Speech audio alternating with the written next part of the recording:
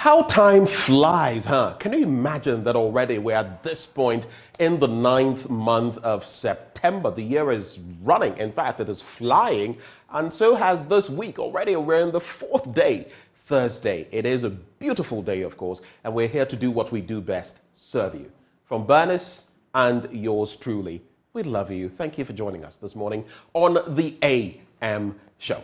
Now, here's what we have lined up for you this morning. We'll be joined right after the news on the news review by the NDC's parliamentary candidate for Southton, Maxwell Lukuto. He'll be joining us to share his thoughts on myriad issues of national scope. After that, we have sports with Murtala Nabila.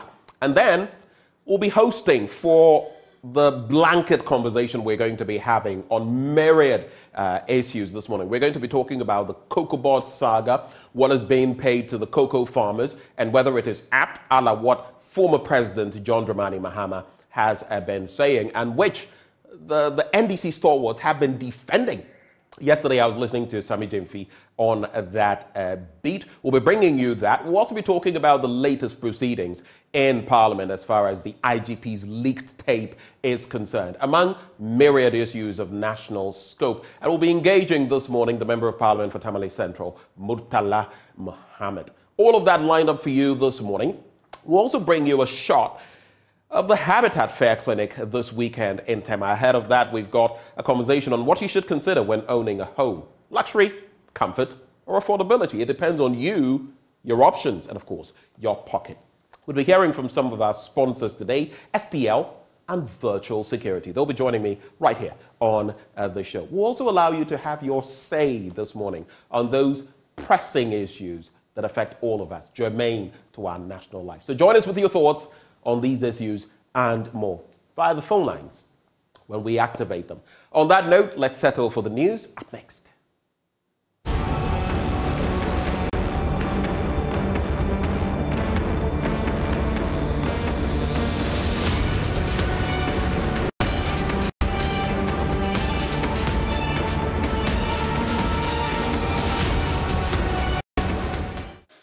Thank you for staying with us. Time now for the AM News. In our first story, when his dream of becoming a world-class footballer did not materialize, Michael Adumaje's urge to see himself succeed, regardless of this, became his energy plug.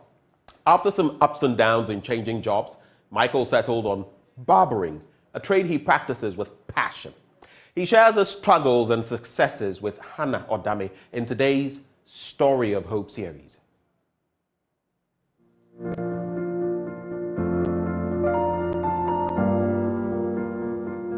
Michael has always nurtured a strong ambition of being a footballer. He had imagined himself on the international stage, playing in the big leagues. When he completed junior high school, he put all his eggs in one basket, football or nothing else. So he traveled to Accra from Asamankese in the eastern region to make the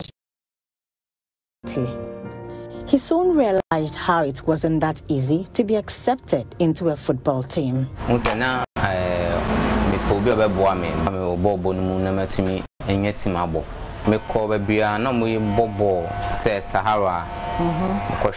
went to Sahara where I was told selection of players is done. I was asked to pay 500 cedis registration fee, but I didn't have the money, so I had to find another means to survive. 500.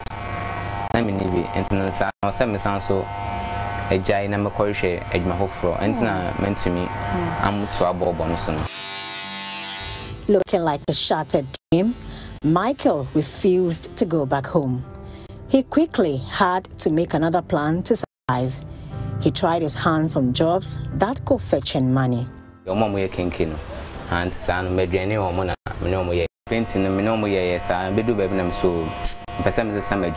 I found work by washing utensils for a kinky seller. After a while, I changed to helping produce and sell paints. That too didn't earn me much money.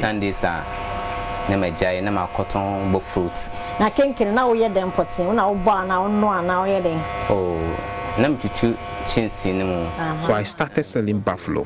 I carried it on my head and hawked around to sell. I left that too, to sell fried rice, but I had to again quit to go back to selling paint, as I saw that as more lucrative. Michael got excited about migrating to South Africa. A client convinced him that he would earn more money whilst there. One day, I Juma and Michia, Madame Gaibi. Didn't come on so. One day, when I came to work, I met a barber who encouraged me to learn the trade. I wasn't interested because I wanted to learn tailoring, but after some counsel, I decided to learn how to barber, and through that, I traveled to SA based on the conviction of a friend.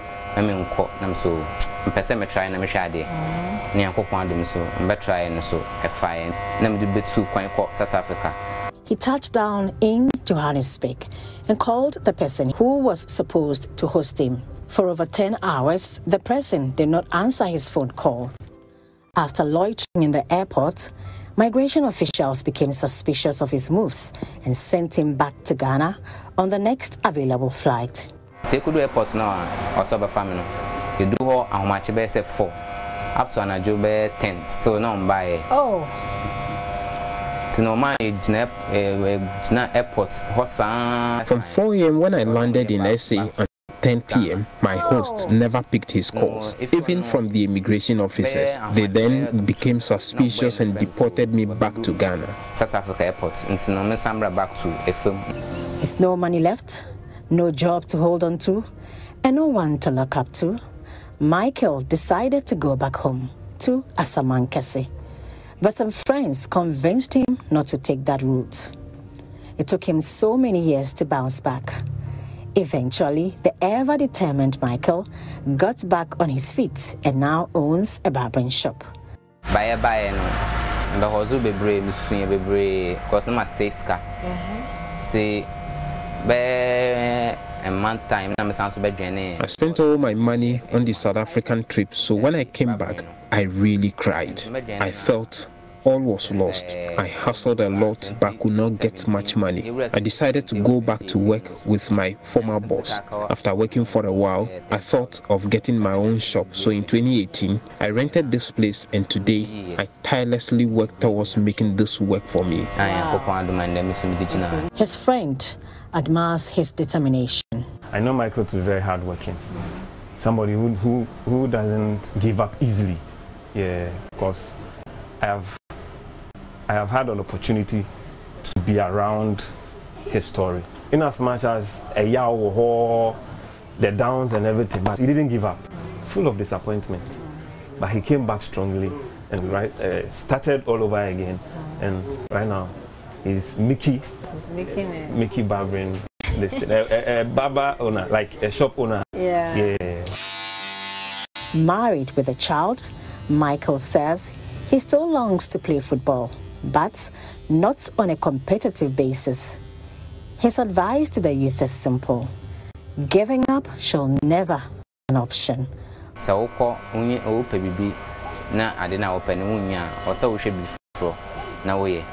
Because we all have desires, but sometimes achieving them becomes difficult. Don't sit down doing nothing. You have to try something else, just as I did. I also urge my brothers and sisters to trust in God to give them the best, and like me, they would also survive.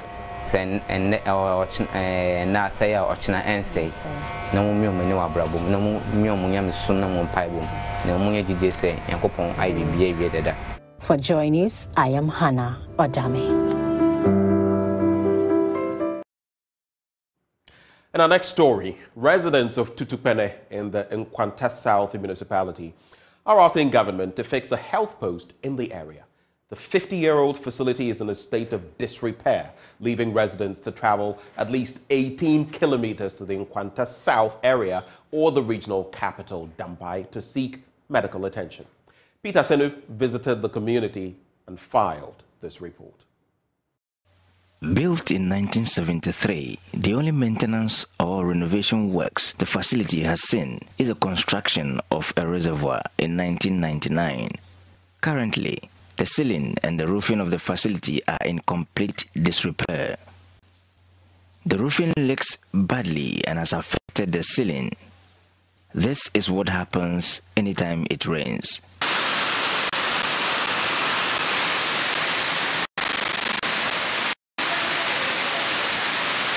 This is what residents are worried about. Kisi Raymond is one of the concerned elders of Titopene. This clinic was built and opened in 1973. The whole building is leaking. Damage is on it. Several times our assemblyman sent a report to the district assembly saying they will come and renovate everything for us. Since then, nothing was done. So we are yet to see whatever will happen. Augustine Melebo is the secretary to the chief of the area. The community itself is making efforts. I could remember we have achieved some money from a company who came to saw timber here. And we wanted to use that money to renovate this facility. But because we needed a police station, so instead of the money going this way, it rather went the other way. It is our interest, and we are crying out that if any NGO or any other person comes to this aid and tries to help us, we will be very, very, very, very happy. In this room, both in and out patients are received. Privacy and comfort are non-existent. The delivery bed has also outlived its usefulness, as one of the arms a woman in labor would rest her leg is absent. Yes, it's not the best as required. As you can see, there's one leg here, the other one is not there. So you can imagine when a pregnant woman lies here, where will the other leg be? The facility rather needs urgent medical attention. Here is Solomon, the in charge of the facility. The main problem here is our facility is in bad shape. From the roofing to the ceilings to the louvers to the floor, everything is in bad shape. When it rains, we can't even sit to attend to clients. We need a lot of things at the delivery room. And when you come to ANC aspect, we need like a scan that we can, pregnant women, when they come, they can be doing scan for them, because we don't have that. And when somebody is in need, they have to go to either Nkwanta or Dambai. And you know, the road is not in good shape. And you know, a pregnant woman being in this bad road, you can imagine what will happen. Edu Francis is the assembly member for the area. We are appealing to the government to come to our aid, likewise NGOs to come to our aid and help, because this facility serves people from Ofosu to Gechebi, and it's a big facility. When you take out the two main hospitals in the municipality, which is the Medical Village and St. Joseph, this happened to be the biggest among the two.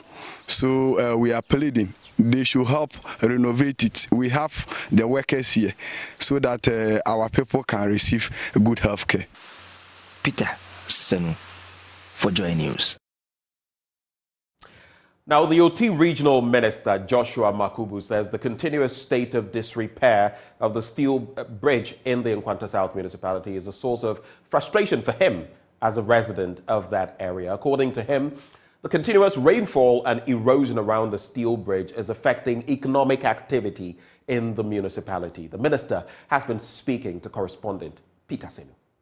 From all indications, I feel it's a frustrating situation for you. Is that the case? No, it's beyond frustration. As I speak to you today, let's look at economic activities. For such, an indigene of Nkwanta who has mobilized resources and put up a hotel. For the past 1 month, nobody can access the hotel. You can sleep there. So he's running into huge losses. We have, I met my regional director of Agric at the after this. Now he parks his car at the, what they call it, the police station and dangerously try to cross by foot. That thing that is left is not even up to an inch. So today when we wake up and we are told that a regional director of Agric has fallen into a ditch by attempting to go home. As we speak now, the Chabobo National Park is on the other side. It cannot be accessed again. The people there, what are they doing? The 1D1F is also there. Yeah, one district, one factory for Gary processing is there. The one warehouse, one district, one warehouse is also there. So I think that, and if you look at the population from Odomi, Gekron, Keri, Pawa, Kwe, Jatwekra, and all those other communities, Share, Nyambo, Chilinga, and other things. The population is so huge and dense. As I speak to you now, some teachers have also used that as well an excuse, and they no longer go to school. So I can tell you that our primary school people in Keri and all those, some of them have not seen their teachers for the past 1 month as a result of the collapse. And today, you can ask, if I am the education director, you cannot insist that a teacher should go park the motorbike and just where one foot will start, and the bridge itself can fall into it at any time at the slightest push. So it's very dangerous. So my advocacy is even that we should have a way of removing the collapsed bridge so that the temptation to try to use it will not even be there. If not, we have heard of a couple of accidents. Death will follow. So this is more than a frustration situation. And to be very frank with you, it's a crisis. Now, residents in the Sisala East Municipality and the Wa East District of the Upper West region are worried about the poor state of roads in that enclave. The area, considered the food basket of the region, has the worst roads in that region. Rafiq Salam, who traveled on the Halemboy-Nabolo-Du East Road, reports that due to the deplorable nature of the road, vehicles and motorbikes plying the route easily break down, leaving passengers stranded. If there's only one thing that the Sisala East Municipality and the Wa East District have in common, apart from sharing boundaries, is the deplorable roads that have enveloped the two Sisala enclaves. The cruel reality, however, is that the enclave is the food basket of the region and sometimes tops the chart in the country when it comes to maize production. The irony of the aforementioned is that when the European Union granted the government over 35 million euros to construct farm access roads, they were completely ignored, prompting protests from the chiefs and people of the Sisala enclave, which yielded no results. This is the fancy Halemboy-Nabolo-Du East Road, which is about 53 kilometers. It is deplorable, bumpy, full of big gullies and small dams. One would have mistaken for one of the government flagship programs, One Village, One Dam. We bumped into these women, majority of whom were traveling from Mandwani and Nabolo in the Sisala East to Fancy in the Wa East District for a funeral. There were over 24 of them being transported by two motorcanes, and both were stuck on one of the many big gullies filled with water. The operators and some of the few passengers are self forces to push them out.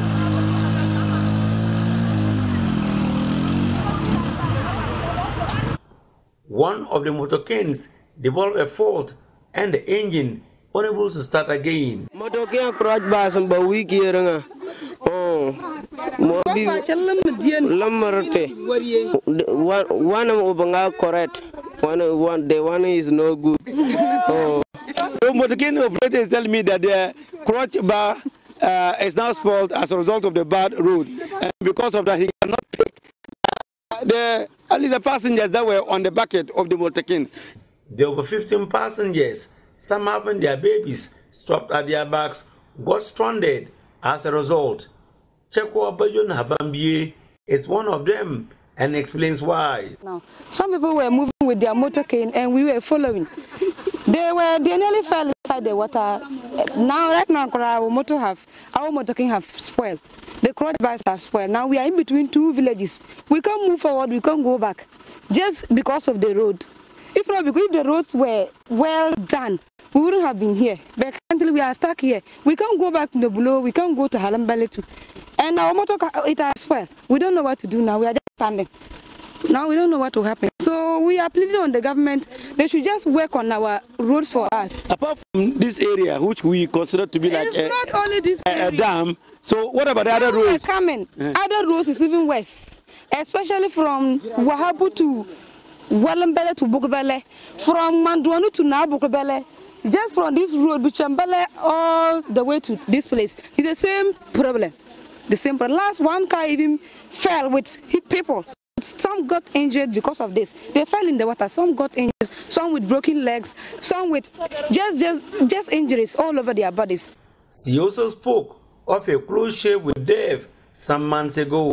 From Manduanu to Nabukubele, and I was sitting just at the end.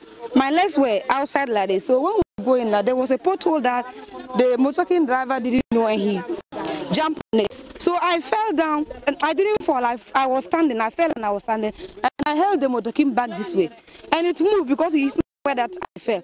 It moved, and I used my oxbow to hit the motorcycle. That I nearly died. They have to send me to hospital that day. The operator of the motorcycle later approached us for a favor to pick him and the rest of the passengers to Fancy to enable him look for a mechanic to repair the faulty crossbar. So now they are now pleading on us to pick them from Nebulo straight to Halambole Fancy. And so we are right here. They are currently stranded and they have no way to go. And so the only help that we can give to them is to also pick them on the bucket of our pickup straight to Fancy. The people in the Sisala East is that they want their roads to be motorable. They have been pleading on government to come to their aid, but it appears that government has not heeded to their plea. Until the roads are worked on in the municipality, people in this enclave will continue to suffer. Reporting for Joy News, Rafiq Salam, Halaboy.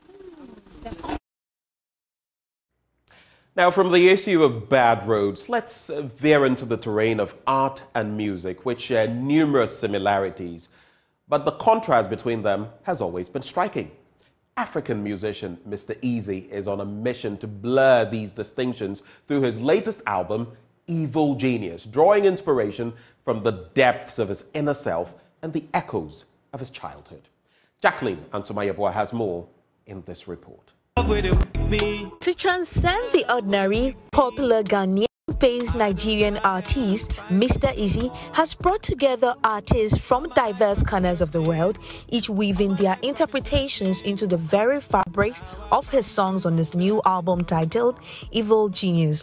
Mr. Easy says this innovative synergy between music and visual art breathed new life into his new album. Earlier, I just wanted to be able to do something different to make this album together, and I feel sometimes when we make albums, the music videos might not fully capture our expression, and because this album is very personal to me, I was looking for a way to more personally tell the story of the album. And right now everything I'm looking at doing is connecting African music, African culture, African art, African movies together, and so with this I've been able to merge African art and African music, and this is what inspires me right now: art, music, movies, sports, and it's what I'm about now, is what I invest in, is what I feel is my calling to impact the creative community in Africa. Terminator hit singer King Promise joined the chorus of admiration for Mr. Easy. Classic, amazing, creative, artistic. You can see by what he's even doing right now. It's not even just music, but just art in general. It's a masterpiece. So shout out to my boy Tosin, man. So you crazy guy, he's always coming up with some crazy ideas, and he never stops. I just feel like he's blessed differently, Political luminary Gabi Ochirida was utterly captivated after listening to the tracks from the album. If you are creative, you have a responsibility to promote creativity in every facet. And for me, this is African creativity at its best. The full album is expected to be released in October. For Joy News, Jacqueline Ansumaya.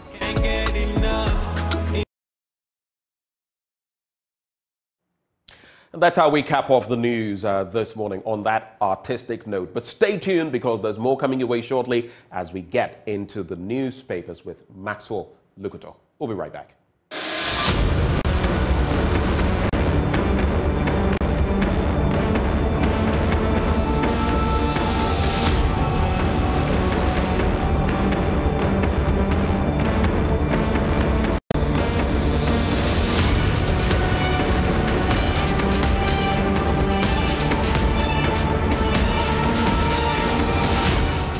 Oh, were you looking for me? Well, here I am. We're back with the news review, and we're spending time with Maxwell Lukuto. He actually is the NDC's parliamentary candidate in North Tongue.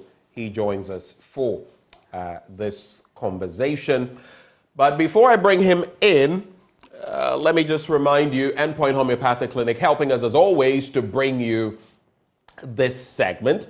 And of course, they are offering you, if you're a man, prostate screening for free. If you're a woman, fertility screening for free. And they are saying, just come by, okay? They'll check you out. Of course, whatever follows from there, you may have to fork out a little bit for. But the testing, which is costly in itself, will be done for you gratis. Here's where you can locate them. Here in Accra, it's Pintex opposite the Shell signboard. In Kumasi, if you will find yourself there, they are in Kronoma here behind the Angel Educational Complex. They are in Takra, the Anaje Estate is where you can locate them. In Tema Community 22, Techiman Hanswa in Esiamanzama. Their call lines 0244 867 068 or 0274 234 321. Endpoint Homeopathic Clinic, the end to chronic disease.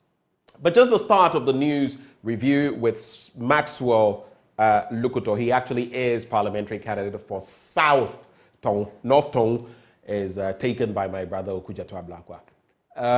I nearly got you into some trouble with your brother Okudzeto Ablakwa, right? My apologies, Maxwell. How are you this morning? You would have to unmute, Maxwell.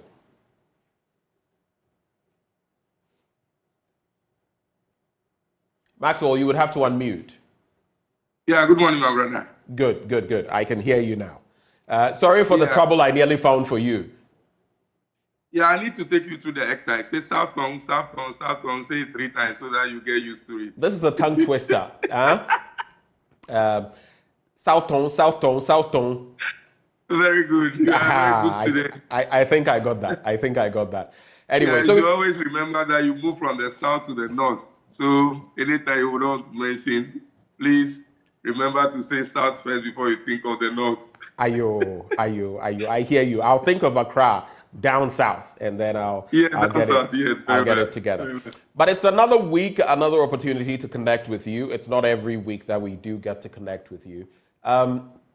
Without any political bias, because it is clear you stand on the NDC end of things, but without any political bias, observing some of the issues that have happened over the last week or two since we had any interaction, is there a single matter you want to pick and reflect on in some 2.5 minutes, briefly? Yeah, of course, the most critical and topical issue for us from last week that we started this week is the limited registration exercise being undertaken by the Electoral Commission. And for me, Ghana is becoming more a podcast state than anything else. Everything and almost anything around us is hinged on politics.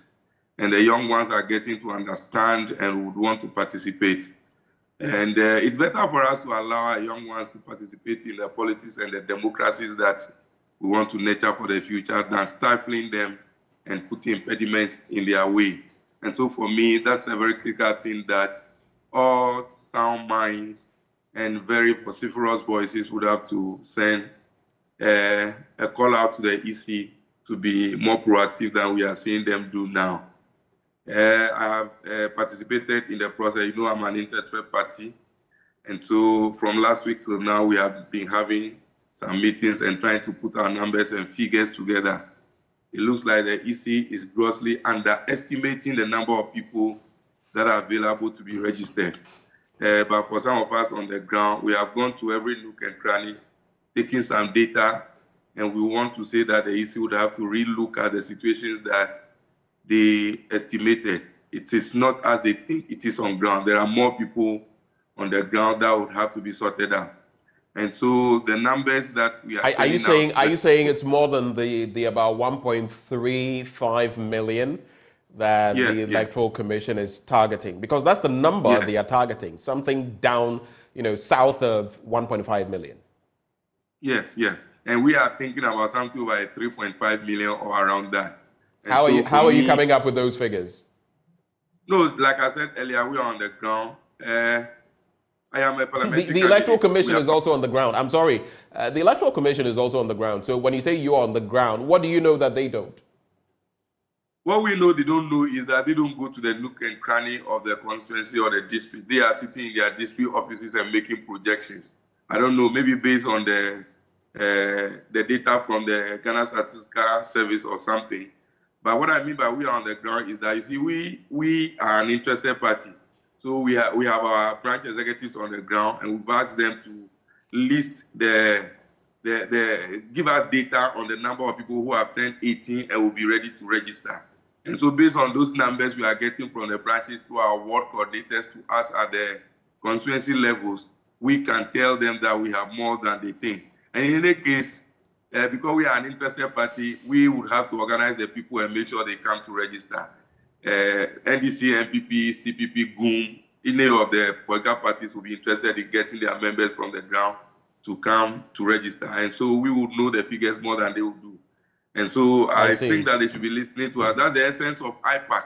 And once they have gone to IPAC meetings, I'm sure that the political parties that attend, the minus the NDC, of course, we are aware why we don't go, is that they have also sounded that same question to them that the numbers they are thinking about are far, far lower than what the political parties would be churning out, and so they should get more serious. And for me, of course, Maxwell, it's a projection. They'll keep registering, and of course, even if they have to register 3 million people, they'll do that between now and the 2nd of October. They started, was it on Tuesday? Yes.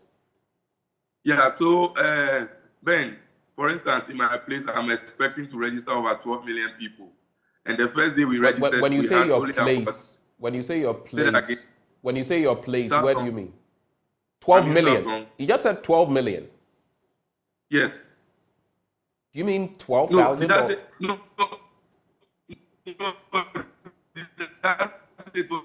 I mean 12,000. Okay. I mean 12,000. Sure. So if I'm expecting, 12,000. If I'm expecting to register about 12,000 people, and the first day I got just about 56, and yesterday I got 164. Right. That makes it to about 210 thereabout. So an average of that is just about 100. So even if we are getting 100 or 120, or let's say yesterday they had 164. So we put an average at even 150 or 200. 200 times 20, 21 days is just 4,200. True. You get my point? True. And so 4,200, how many more days are they going to add up to make the 10,000 or the 12,000 that I'm expecting within my constituency? So those are the realities we are talking about. And so much extra pooling or registration centers where more of these people can be brought. So it's making us so much so that we have to control the numbers that come to the registration center at a go. Because, you have to get these people from far places to the district registration centers. And when they come from morning till maybe after 2 o'clock, these are young guys, 18 years, 19 years, who can even fend for themselves. It means somebody who has brought them or who has encouraged them to come should be thinking about feeding them. If at the end of the day, for instance, the first day, all the people that came to the center were not registered, some of them would have to go home. Yesterday, about 19 of them had to go home, even when we had to control the numbers that come to the center. Right. And so if you have to take them in, out, or even lodge them in a hotel, that is a great cost to the parties that are interested. And so for me, let us be practical about these numbers. They have some number of equipments in their offices. but they are not deploying all of them to be used for the registration at the same time. The number of people they have even employed to get through the registrations exercise are lower.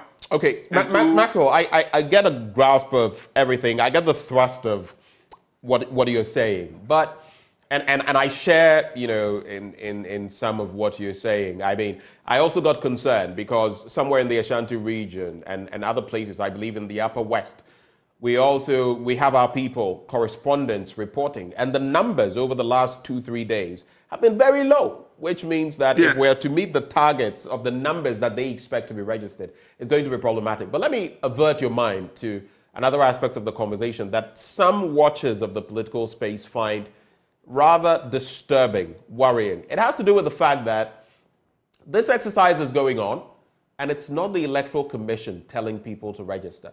It is the NDC, John Mahama, and the NPP, you know, stalwarts in the NPP, including the president, who are saying, go and register. Seemingly, the political parties have taken over the work of the Electoral Commission, and the question is why? Do you find it as worrying? Oh, no, I'm not sure taking over the exercise of the Electoral No, it's not that you can't take it away from them, but the point is you two are at the forefront, and we're asking why. No, we are an interested party. When people come to register to vote, they are supposed to vote for a political party, right? And so if you are going to exams, you are interested in getting textbooks to read and to make sure that you go to pass your exams. Interested to the point where you can't let the legitimate body assigned to do it to carry it out?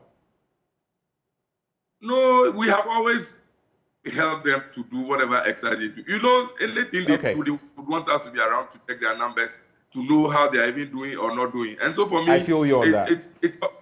It's always an interest for these political parties to get involved. If you don't get involved, how do you pick up your people at the grassroots to be able to go and register and for you to get your numbers in the elections? And so if you are not interested, it means you are not a serious political party.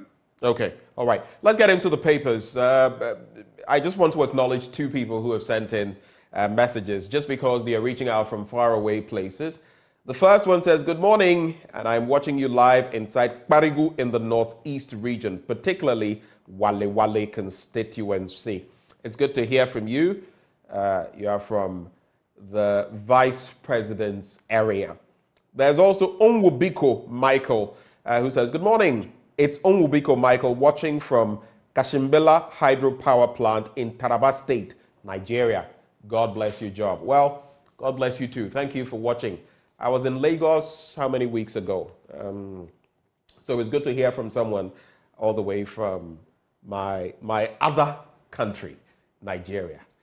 So we'll start with the Business Finder newspaper, or maybe let's start with the Daily Guide instead. I'll go to the Business Finder newspaper. IGP Konkosa tape doctored Atachia, supposedly says so. Then there's jilted fetish priest cuts off ex-girlfriend's arm. Race for MPP flag bearer Kennedy Baumia pick numbers 1 and 2. And then inflation drops to 40.1%. This is the lowest we've seen in about 11 months or so. And then, but it's still extremely high, 40.1%. If you look at what other jurisdictions have, 40.1% is really high, but at least comparatively, from the times we hit 50 plus, this is way better.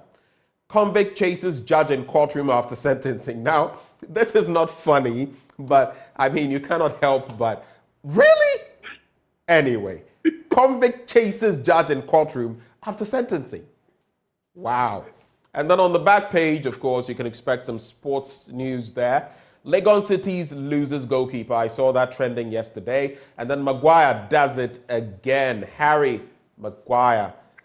Someone must have jinxed Maguire.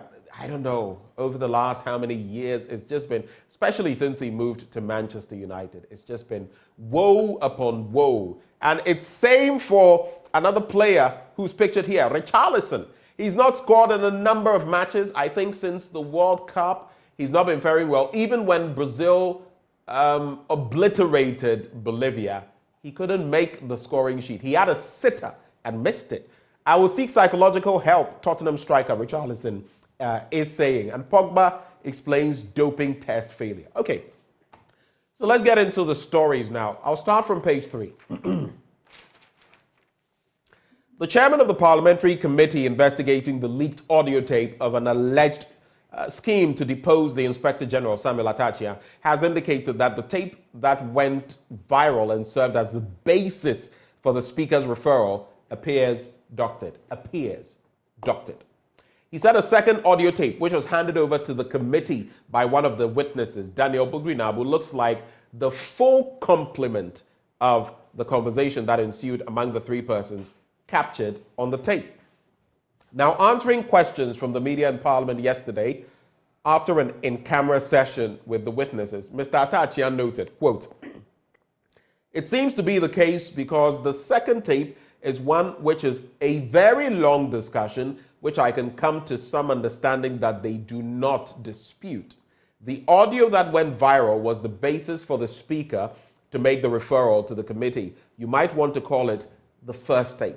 When we played out the first tape, too, the witnesses said the tape was incomplete. It's been truncated. It's been edited. If you could remember, we're asking which ones to validate, and they said their voices were valid here, but the rest of them disagreed." So that is basically it for that story. It's more about maybe the length of the final tape.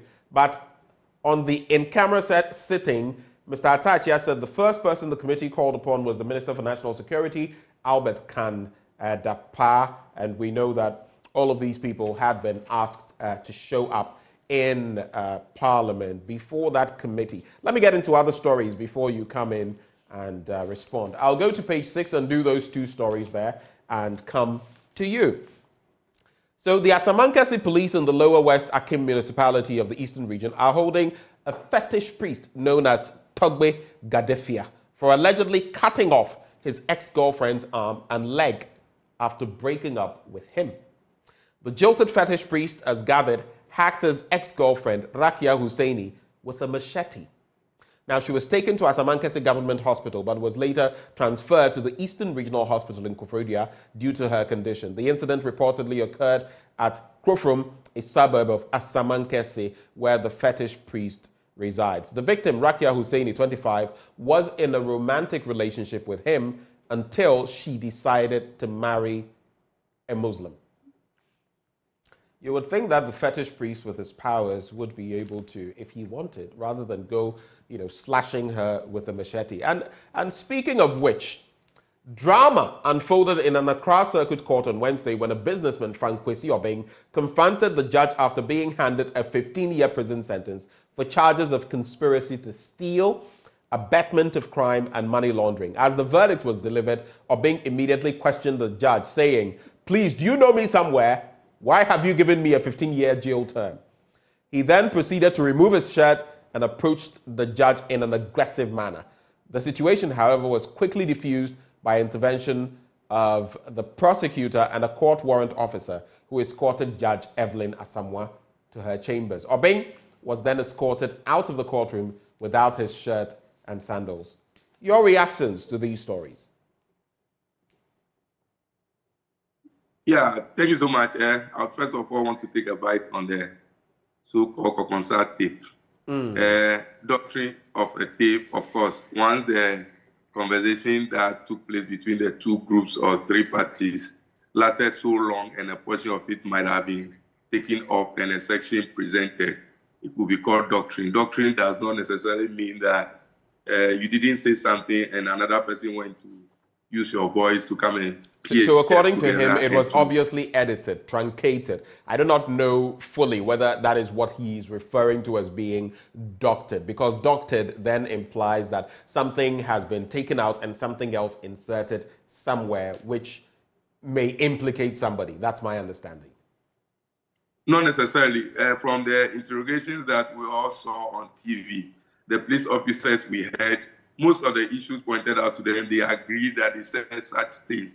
The only thing was that there were points that they thought that something else would have come before whatever I said was brought in. Of course, the one who has an interest would always want to present a clean side of the point. But interestingly, I saw, about a few days ago, they said a new job in Ghana now, especially for MPP people, is for you to record and get paid. So you realize that they have a lot of tapes coming out, and it's like that is a new business in town. Once you get some few people having a meeting, you go and record them, go and give to some other party, and you get paid. It's so interesting that this is the new trend of business we are having from them. And that shows how vicious they are. They are not concentrating and thinking about what they can do in terms of governance to bring out the best in situations and make life better for the ordinary Ghanaian. The very reason why they have been voted into power, but to be thinking about other selfish interests of theirs. You see police officers openly saying that they have an allegiance to a UP party or they are sympathizers of the MPP, and the only interest they have is that they want to become an IGP before they resign. And so for me, those are the worrying issues. And Bugri Nabubi, the former vice chairman of the MPP in the northern region, now getting people recorded to give to an IGP for whichever reason. We saw some other tape where it was alleged, or he himself was claiming that some contracts were given to him. And we heard the police officers talking about some police boots, number of them that he has to supply to the police service. So it means that all of them at the end of the day are only looking for business and position interest and not thinking about what they can do to Ghana. And so this is what it has come to. All right. And for me, once the police officers have agreed to making those statements and alleging to oust the IGP, to the extent that it is all in the interest of the MPP party for them to win, which is the very critical aspect of the tape, whether I was doctor or not doctor, once they have agreed that they have said something, it is about why they should think that MPP is the only party that should continue to be in power, for which reason even an IGP should allow police officers to carry guns to the police centers to be able to kill opponents, to be able to win the election, is what is intriguing to most Ghanaians. So for me, they should be looking at more at that aspect of the tape rather than whether IGP recorded them, whether he didn't record, whether he sent somebody to record, whether a portion of the tape has been taken off or a portion has been brought in. Once whatever you said you were the one who said it. For me, that's enough. And we should concentrate. Of course, there were some of the things there were some of the things that they said they had not, that were not real. They hadn't, had any such conversations. If you recall, ACP Alex, COP Alex Mensah, and then George Asari, Superintendent George Asari. But quickly, Kennedy Bawumia picked numbers 1 and 2. Of course, we know that how would I even put it? The schedule was met, the configurations were done, and the picking, and how it turned out, we have Kennedy Japan picking number 1, Dr. Bawumia picking number 2, we have Dr. Efri Akoto picking number 3, and then Francis Adai Nimo picking number 4. That's the order. How that will impact the voting come D-Day in November, only God knows. Inflation has dropped as well to 40.1%. And in the middle spread, Reggie Zippy finds love again. Of course, we know him, UK-based musician. Recently, we were talking about divorce and all of that. He accused his wife of certain things. His wife came out on social media and accused him of being unfaithful and so many other things, and accusing him of being with a Caucasian, a white lady. Well, there's a picture here of him supposedly with his new love, which his wife had alleged he had been with for 2 years. Doesn't appear there's going to be any reconciliation there. Let's look at other papers. We'll wrap with the Daily Graphic virtually. So, cocoa price, NPP farmers paid 70.03% of 2,600 FOB, and then there's NDC farmers paid 61.71% of 2,950 FOB. You know what? I'm getting very concerned because if we're not careful, we may get to the point where we have NDC husbands and NPP husbands, NDC wives and NPP wives, NDC water and NPP water, NDC food and NPP food. I'm sorry, what kind of lunacy is this? Everything is NDC, NPP. I mean, regardless of where anyone may belong, we're getting to crazy proportions in this country right now. Everything is NDC, NPP. it will get to the point where even the bed sheet you sleep on will be an NDC bed sheet, MPP bed sheet. I mean, I get the fact that there are issues with this. Yesterday, I listened to Sambi Jemfi, I listened to Fifi Boafo of Cocobot, and the accusations, and I can side with both parties on some issues, but this bit, I don't know. I really don't know where we are going as a country. It's not about bashing any particular side. I'm just saying that we are getting so political, so polarized, that as some have suggested, if we don't get a rein on it, a grip on it, it may spell something we don't want to talk about in this country. It's becoming too politicized. So that story, then, I'll not even go into the details of it. Efri Akoto, the new crusading guide, says, I'll win November 4 MPP presidential primary. That's according to him. And then the Daily Statesman, there's Cocobot CEO schools Mahama on parameters of cocoa pricing. I don't know about schooling, honestly, when you look at the details from both parts. And then there's AMA launches 125th anniversary. Okay, I think those are the major stories before we go into the daily graphic. Any reactions, Max? Yeah, sure. I can understand your frustration, and some of us don't also think that we should get to this extent that every little thing has to do with NDC MPP. And so for me, that is why the plot to ask the IGP is critical. This cocoa pricing issue should not be something we have to send to the extent we are going. But usually you see that once one side wants to make it look as if it is out of magnanimity that we are doing this for you, somebody else will also want to look at the other side of the coin. The president coming to announce the new cocoa price and make it look as if it is out of his own generosity that he's granting that to the cocoa farmers is what will make some other person think that, oh, then you have not given them everything they need, or you should have given to them. That is why we are saying. I think that Cocoa Board should have just announced that based on the prices we are getting from the international market, we think that this percentage is what we should also be giving to farmers, and we are giving to you. And that is it. But once a political party wants to make political capital out of the whole thing, another one will that wouldn't be new. That wouldn't be new. I get your point, and to some extent, yes, I agree with you. But that wouldn't be new. It's something that all of you do. You give the crumbs to the people and make it seem as though you were giving them such a bounty. It's what all of you do. Yeah, and so for me, we should get to the stage where we allow these systems to run. If it's Cocoa Board who has to announce this, why should a politician come to announce a new cocoa price? And so if they come to do and give reasons why that is what it should be, then that should be it. For me, it's about looking at the whole chain, from the farming to the drying, the packaging, all that has to do with the cocoa processing industry. Let's look at it and make sure that our farmers get the best that they can get out of it. It's about issue of bread and butter. It's not about who increases the best in 50 years or 10 years or 3 years or whatever. And so for me, if it is about government itself going to look for money elsewhere to come and dash to these cocoa farmers, praise the Lord. But it's their own beans you have bought, you have sold, you are giving the percentage of it. Finito, why should you make it look as if it's out of magnanimity? And so for us as NDC, we would also say that, oh, then we're giving them free fertilizers. You have come to take it away. You are now selling to them. I get your point. We have limited time, Maxwell. We have to go and make way for sports.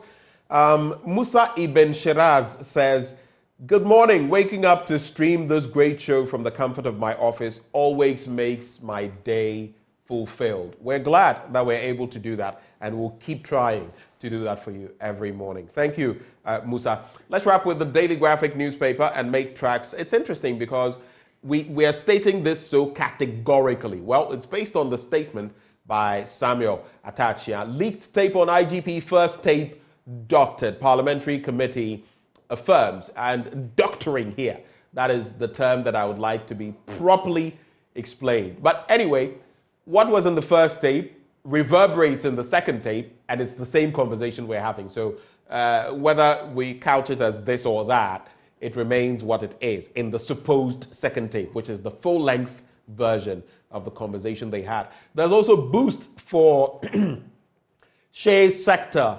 1,000 seedlings planted in Savannah Ecological Zone. In recent times, we've been bleeding when it comes to shea butter. And in terms of the production, the shea trees, some of them being cut in terms of productivity levels, in terms of marketability of the product, all of that in there. More young people express interest in agric and vocational skills. That's according to a research survey. And First National Bank signs 5-year Accra Marathon deal. We've already spoken about the first tape being doctored by the parliamentary committee. Well, not by the parliamentary committee, but as per the parliamentary committee, Samuel Atachia. So I think we'll just hang it there. Any final comments, Maxwell, as we go? Yeah, thank you so much, my brother. We hear from most of our viewers that they are comfortable with the way things are done. And for me, I also want to congratulate you for a good show always. I missed you the last few weeks. I never saw you. You were in Nigeria, I guess. Yes, I did go to Lagos, but that was just briefly. I was preparing for some exams and all of that, so yeah. No, all right, that's okay. We are grateful to you always, and so like Ghanaians, we have always wanted the best we want for ourselves. For me, let us learn lessons from what is happening around us. Let us push for best practices, especially I am particular about this EC registration exercise. Let's listen to voices of caution and make sure that if we want to do something else, to make sure that we smoothen the process as it is now, all the best for us. So let us get EC to understand that we need help in this registration exercise. If they have to increase the number of centers they have at their registration centers, if they have 1, they make it 2. If it is 2, they make it 3, so that more people come and do this thing within the space of 3 weeks. Because once you increase beyond the 3 weeks, you are still giving pressure to people who are watchers to also increase their days and numbers, and it affects productivity. Let's not waste all our time and days on just one thing. We can do it in the space of the 21 days and get all the people who are interested in registering to register at the go. Thank you so much. Thank you, Maxwell Lukuto, and we wish you the very best for you and your constituents, and of course, the entirety of the country. I think I'm going to start doing this for every politician I speak to. Please, guys, let's not do too much NDC, NPC. Let's do Ghana. Hashtag Ghana, G-H-A-N-A. I wish you the top of the morning, and that is the NDC's parliamentary candidate for South Tone, bringing us to the end of the news review. This segment always brought to you by Endpoint Homeopathic Clinic. They're offering free prostate screening if you're a man, free fertility screening if you're a woman. Here's where you can locate them. Here in Accra, at Spintex opposite the Shell signboard, there's Kumasi, Kronoma here behind the Angel Educational Complex, Takrade Anaji State Tema Community 22, Techiman Hanswe and Siamansama. The numbers to call 0244 867 068 or 0274 234 321. Endpoint Homeopathic Clinic, the end to chronic disease. But just the start of sports. Some matches have been played: Brazil, Peru, Nigeria, Liberia, Ghana. Some of these matches and more. Well, we'll be bringing you that in football, among others. We'll also be talking about Black Stars head coach Chris Hughton. All of that in sports up next.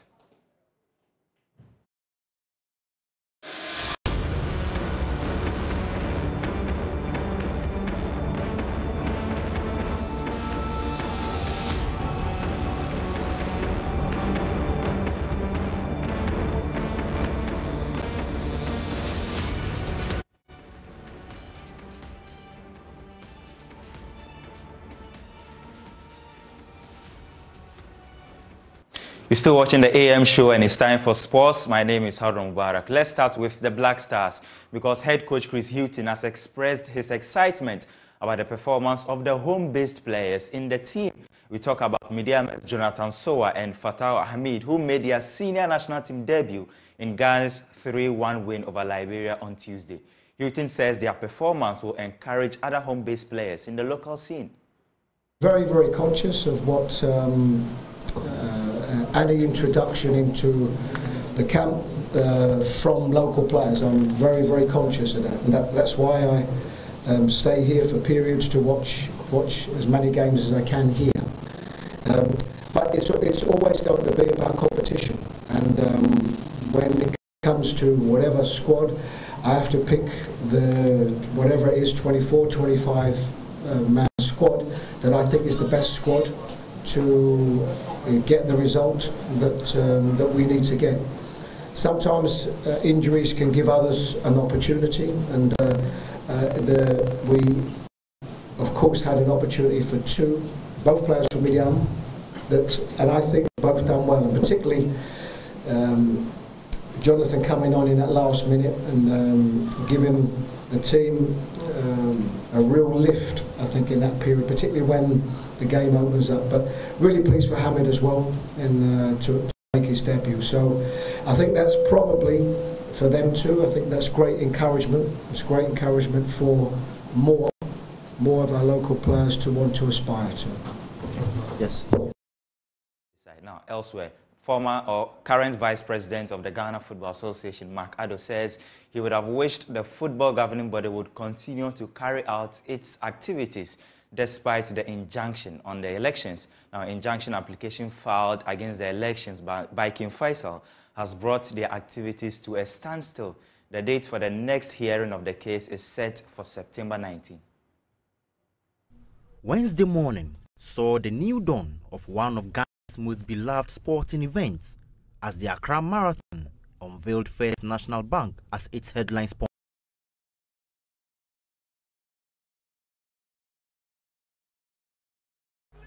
I think we live in a country where everybody can take their cases to court. They feel that their rights have been infringed on. I mean, I don't think anybody that's in dispute. The issue becomes whether it's frivolous or not, and that I'll leave to the judges, because I can't sit here and say this is they have a case or they do not have a case. But whatever the case is, I have my own issues when somebody just put in apply for an injunction, and out of respect for the judiciary process, you literally have to stop everything you're doing, which to me, it can be tested in virtue of the fact that until the courts rules on the matter, you should continue to do what you do. But that's my view. I know some lawyers. I've had numerous discussions, bantering with lawyers on this issue. I get some that support that views. There are others who say, well, you have to respect the judicial process before somebody has put an application for injunction.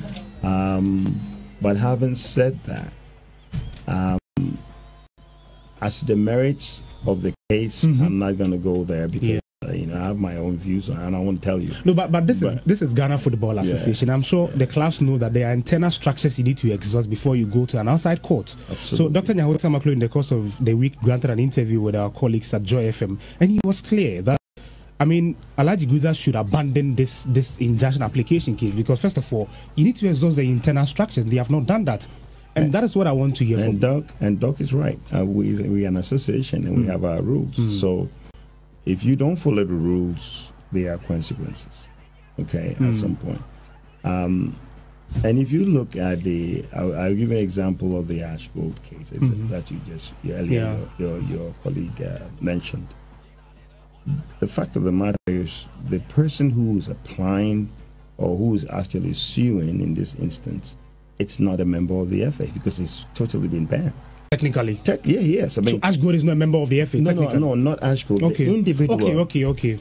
The Ash Gold has been suspended. Yeah. But the individual, technically, he has no locus. Someone should tell me how. Is he a member of the FA? He's not. I see. So I'm not going to go legal. I'm only telling you technicality what it is, what's the issue. So as to what the legal, the rules, another story. So, but to your point, if you are a member of the association and we have our rules, you follow the rules, and you haven't exhausted the how things are done, and then you take it to court. Then, at the end of the day, after that, if the courts adjudicate and comes out with a decision, the association also sit and see what sanctions, or if there's any that has to be applied, we'll go through it. It's a process.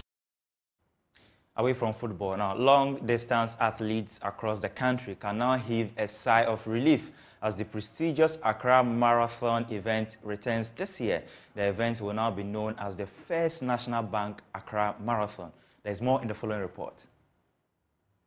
Wednesday morning saw the new dawn of one of Ghana's most beloved sporting events as the Accra Marathon unveiled First National Bank as its headline sponsor. The 5-year partnership follows an agreement with the Dansoman Keep Fit Club, organizers of the marathon, and paves the way for the reactivation of one of the most iconic sporting events on the Ghanaian sporting calendar after a 6-year hiatus. Today we gather to unveil this partnership, and it not only strengthens First National Bank's commitment to Ghana, but also exemplifies our dedication to promoting sports, promoting fitness, and nurturing communal spirits and nurturing communities, especially the communities that we are exposed to as a bank and those that we work with regularly. So we are here really very proudly to announce that we are becoming the headline sponsors of the First National Bank Accra Marathon. Thank you. As has been covered by Benjamin quite extensively, but also, as you may know, the Accra Marathon is an event that has in the past drawn many thousands of runners and spectators from across the country, creating an atmosphere of togetherness and accomplishment. It's an event that embodies the very essence of community, and that's something that we at the First National Bank really hold dear to our hearts.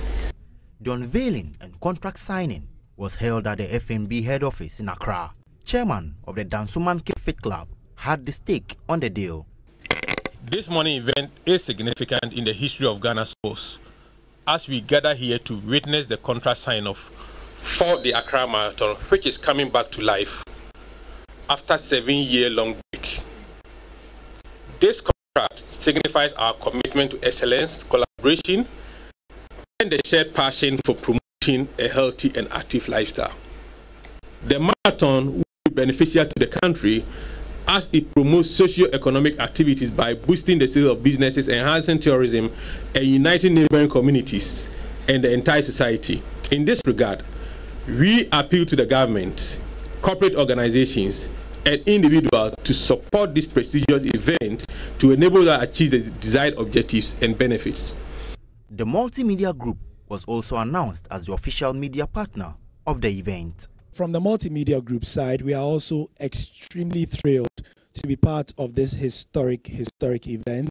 The marathon is something we have watched grow from strength to strength over the past 30-something years, and it's an absolute pleasure to put the might of the multimedia group in English and local language. So what you can expect is on Joy News, on Joy Prime, which we are using to push the marathon this year, which is our generalist channel, and also our mass media brands, Adum TV, which goes nationwide, Adum FM, Hits FM, our entertainment and youth station as well. Then we have Love FM, which is for Kumasi and the middle belt of Ghana areas. And then go to the western side, we have Inshira, which goes to that side as well. So 6 radio and TV channels will be pushing the Accra Marathon, plus of course, all our digital energies. Remember, Joy Prime, which is taking this,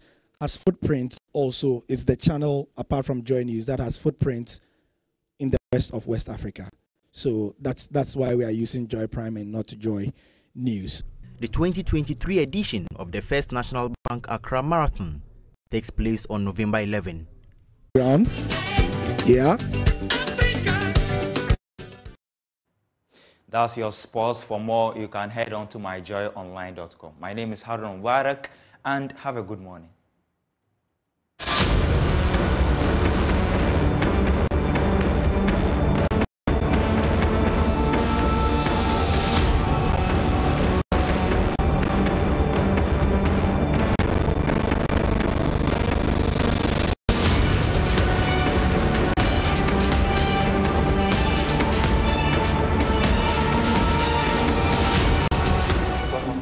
Regarding the tape again, I just want to know, does the second tape suggest that indeed the initial tape which went viral is a doctored one? it seems to be the case because the second tape is one which is a very long discussion, which I can come to some understanding that they do not dispute.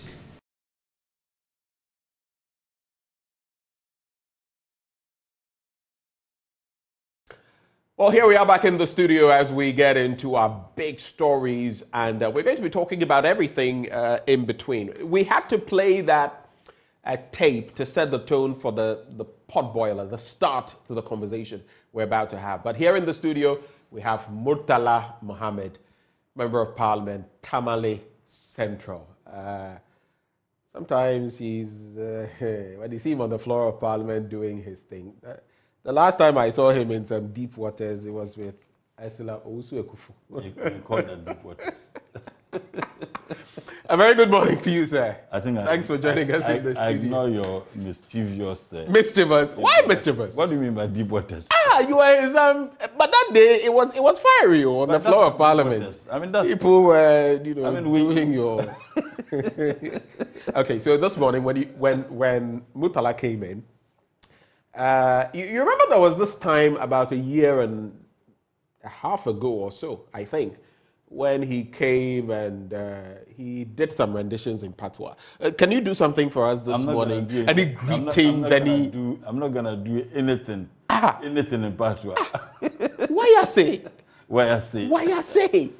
He was telling me that I was speaking Patois. So, me say nothing.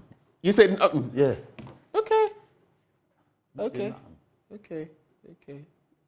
Can you share some greetings with the members of your constituency in Patois? If it's not in Patois, you are not doing it. Anyway, good to have you on the show this morning. Good to be here. Before we get into that tape that we played, I think it's only fitting, as I always do. What's Tamale Central been like? When was the last time you were there? And I was in Tamale about 2 weeks ago. Okay. And apparently I was in Tamale on official assignment. Apparently? Yes, because I serve on Public Accounts Committee.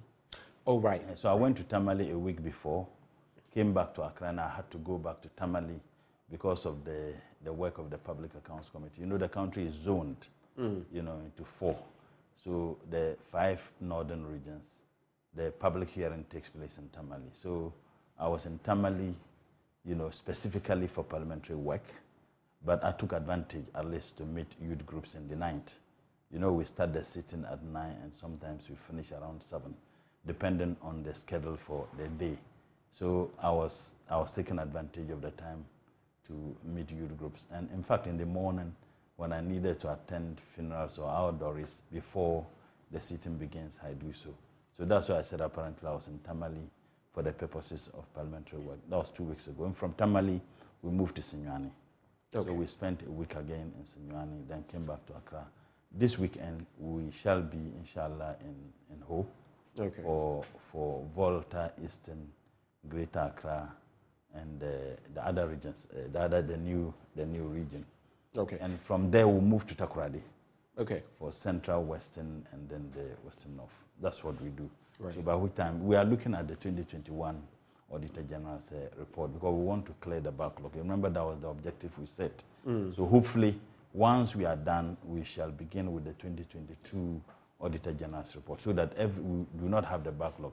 Because this was a major criticism, particularly coming from the media, why we will be doing this. So what we are doing, when we are doing what you expected us to do, you need to give us the credit. So we give you credit for that. Thank you for at least responding to what we've called for over the years. It includes the Auditor General and the fact that we feel a lot of the time it is not proactive. It tends to be retrospective. So we want a system where when the thing is happening, you can clamp down on it. Don't wait for the loss to happen before. But thankfully, I mean, if you look at the losses of the Auditor General, for example, cited by the Auditor General, the last time over 99 or 97% were recoverable, which is good.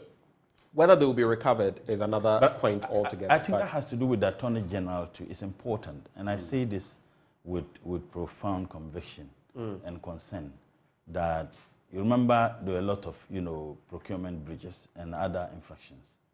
and how far Parliament can go, a committee of Parliament can go. We do our public hearing. We submit our report as a committee to plenary, and then plenary then takes a decision.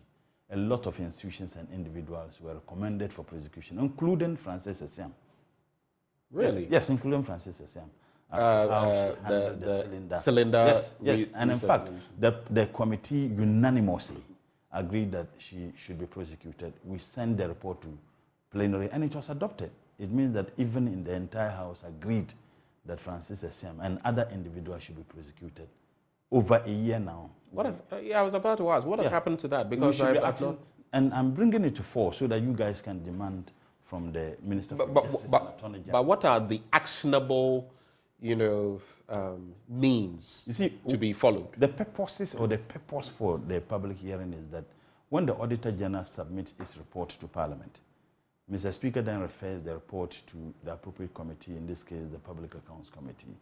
We then provide an opportunity for the people who have been cited by the Auditor General to come and justify why they think that they should not be surcharged or they should not be prosecuted, depending on the recommendation of the Auditor General. And the AG has that, the Auditor General has those powers, surcharging, disallowance, and then retrieval of the sums. Let me just conclude how the process is done. So we provide people who have been cited in institutions the opportunity to come and justify through the public hearing. Right. There are instances where people have come and then we realize that the Auditor General erred. And the committee will recommend that no, make the necessary payment. And the payments would have been effected even before they appear before the committee. Mind you, wherever we go, we have officials of the Auditor General and the various Auditor General, employees and people within the districts and regions. Now, when we bring our report as a committee to plenary and it is adopted, we then submit same to the Minister for Justice and Attorney General for prosecution. So at that stage, it gets out of the domain of the legislature. It is now the responsibility of the executive arm, in this case, the Minister for Justice. Are you then saying that there has been the lack of will from the executive to pursue? And I ask that question in context. Yeah. You remember recently at the Ghana Bar Conference, Mr. President spoke about corruption. I can fish out what exactly he said, but he made mention of the fact that his administration had come to the forefront in the fight against corruption, doing everything. Let me just quote. Let me just quote, Mr. President. I think I can find what I shared from. Yes, he says, "My government has taken boldest initiative to fight corruption since independence. My government has taken the boldest initiative to fight corruption since independence." Now, these accusations, for example, Francis Essam, okay, what are they? What do they border on? Did you believe the president when he said he has taken the boldest decision? Everybody knows that he even fight those who are fighting corruption. So for the president to make that statement, for me, it was the biggest joke of the year. Everybody knows.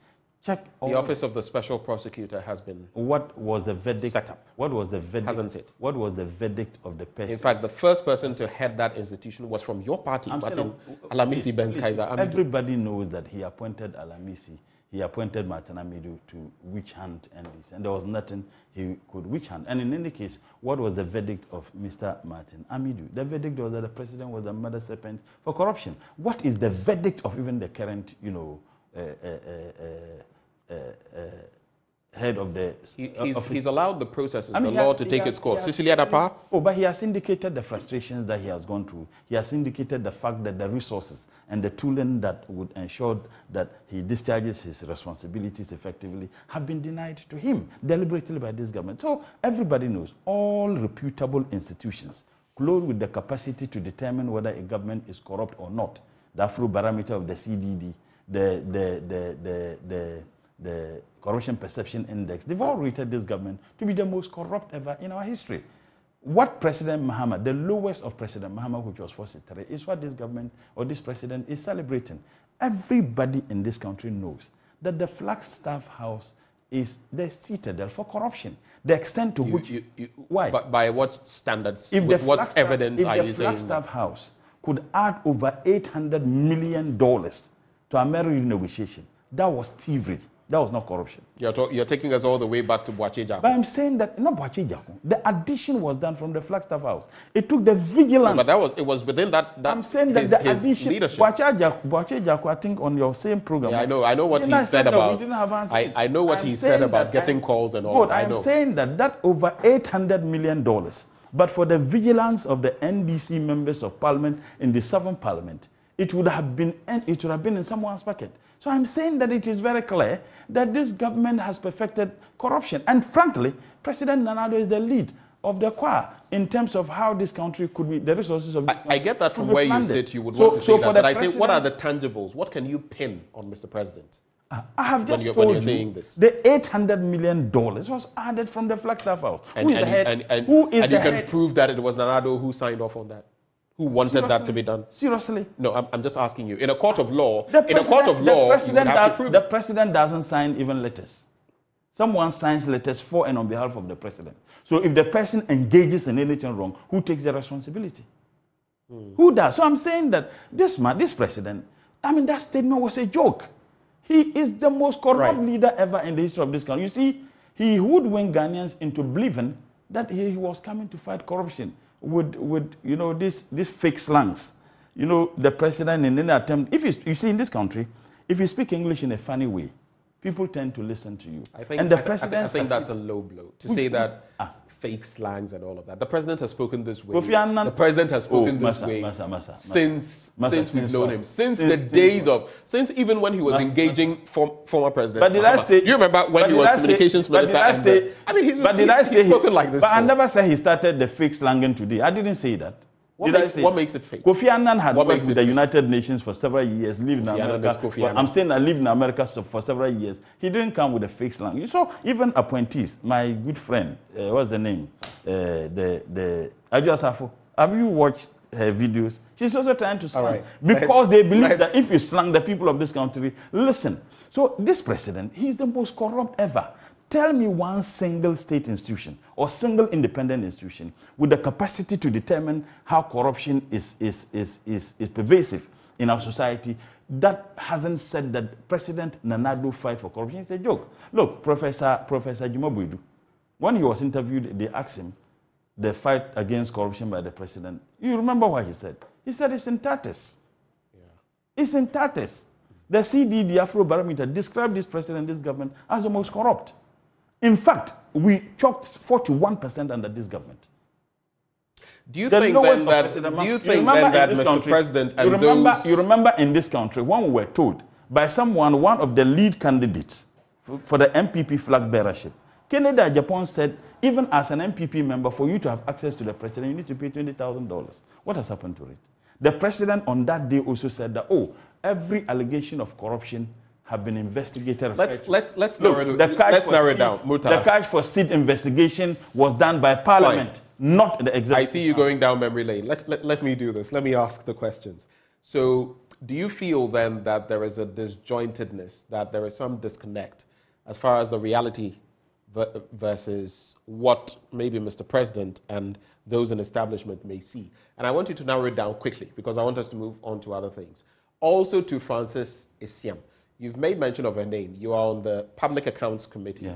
What exactly, if you recall, are some of the things she has done, the infractions? Very quickly, because it has been supposedly, I don't want to use the term swept under the carpet, but we've not heard of this. Yeah, not that. But so if it must come to the fore, I just want you to bring it up because this could stoke a conversation on it. It was on public, and we could speak to the AG on it was public hearing. The thing was done publicly by the GTV.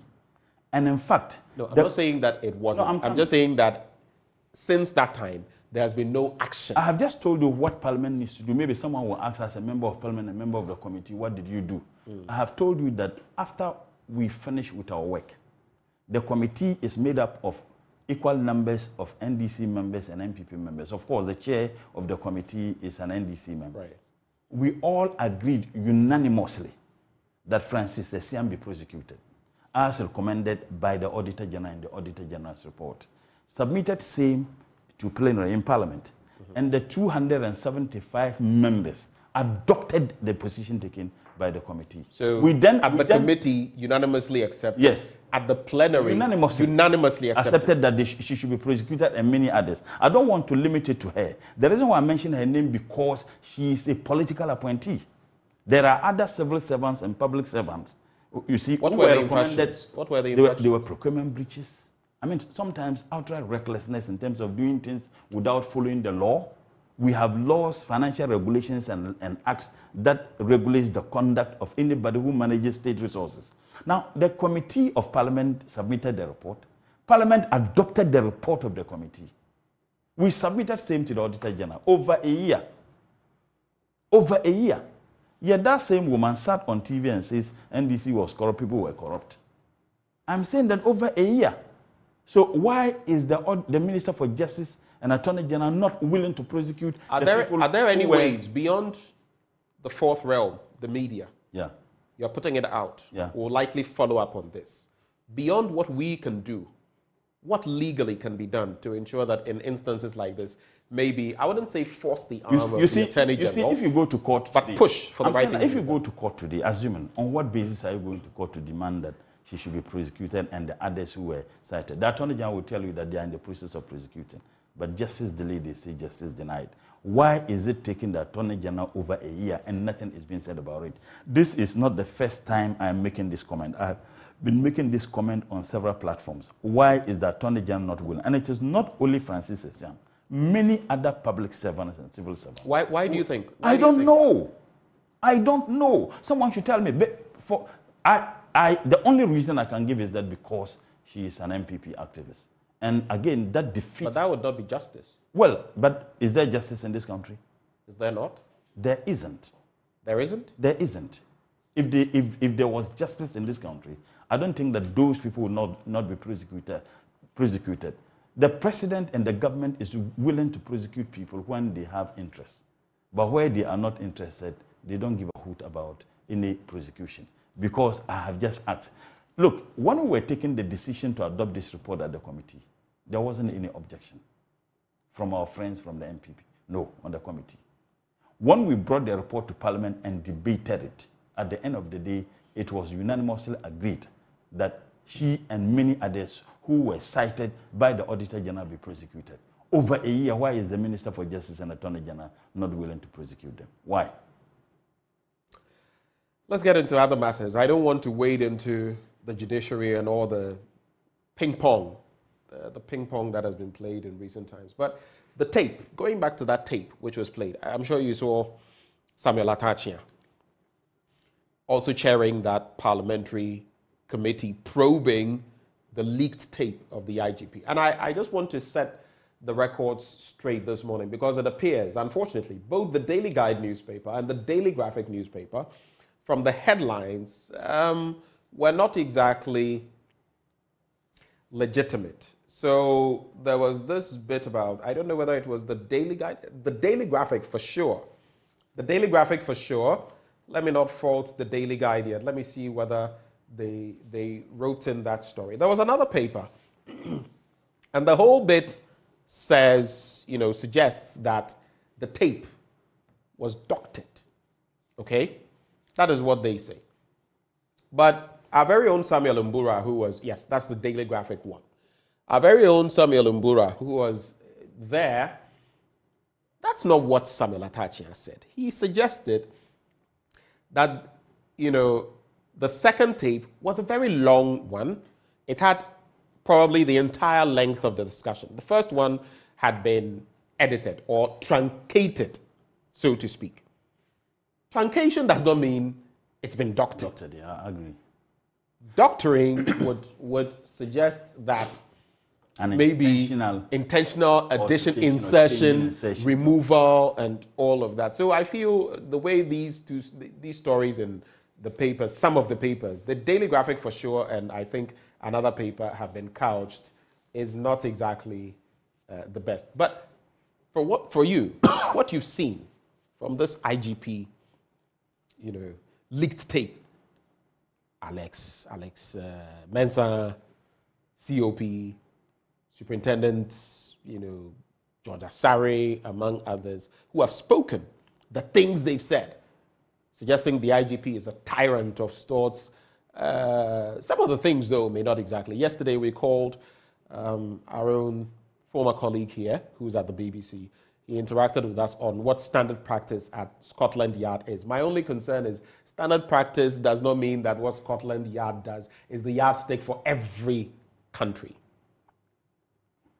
What do you make of happenings so far? Well, I watched the appearance of the IGP at the committee. And to be very honest, I'm a very strong person. For a moment, I nearly shed tears. I felt his pain. I felt his pain because I have so much respect for people like that. He rose from the ranks, and he took advantage of every opportunity through the channels to upgrade himself. Personally, my parents didn't go to school. My father and my mother, none of them went to school. My parents were businessmen. My father, who was also an Islamic cleric, a businessman and a farmer. So I give so much respect to hard work. And from my days as a student leader from University of Ghana to USAG, to NUCS, to the All Africa Students Union, I have never missed the opportunity to upgrade myself, academically. Even when I was in the Chief Parliament and the Deputy Minister, I took advantage. And currently, you know that I'm still schooling. When I listened to the IGP, frankly speaking, I doffed my hat for him. Aside the emotions with which he presented his case when he started by talking about how he rose. Mind you, he was accused to be someone who got everything on a silver platter, And when he did that for me, it's an encouragement to any other person, particularly young constables, that if he can rise from the ranks and ended up being the IGP, anybody can do that. I'll tell you, there was an aspect of his statement that I wasn't comfortable when they asked him that he took advantage of the policy that was prevailing at the time to upgrade himself academically, for which reason he's now the IGP, whether he would support any move to do that. Even though he said that, look, he won't prevent it, but I was expecting an emphatic statement from him. I'm in the same class with a colleague of mine who is a police officer. And God's willing, by this month or next month, we should all be done with our thesis for the PhD. That gentleman went to the police with SHS. He upgraded himself, he did his degree, did his master's, and finishing his PhD.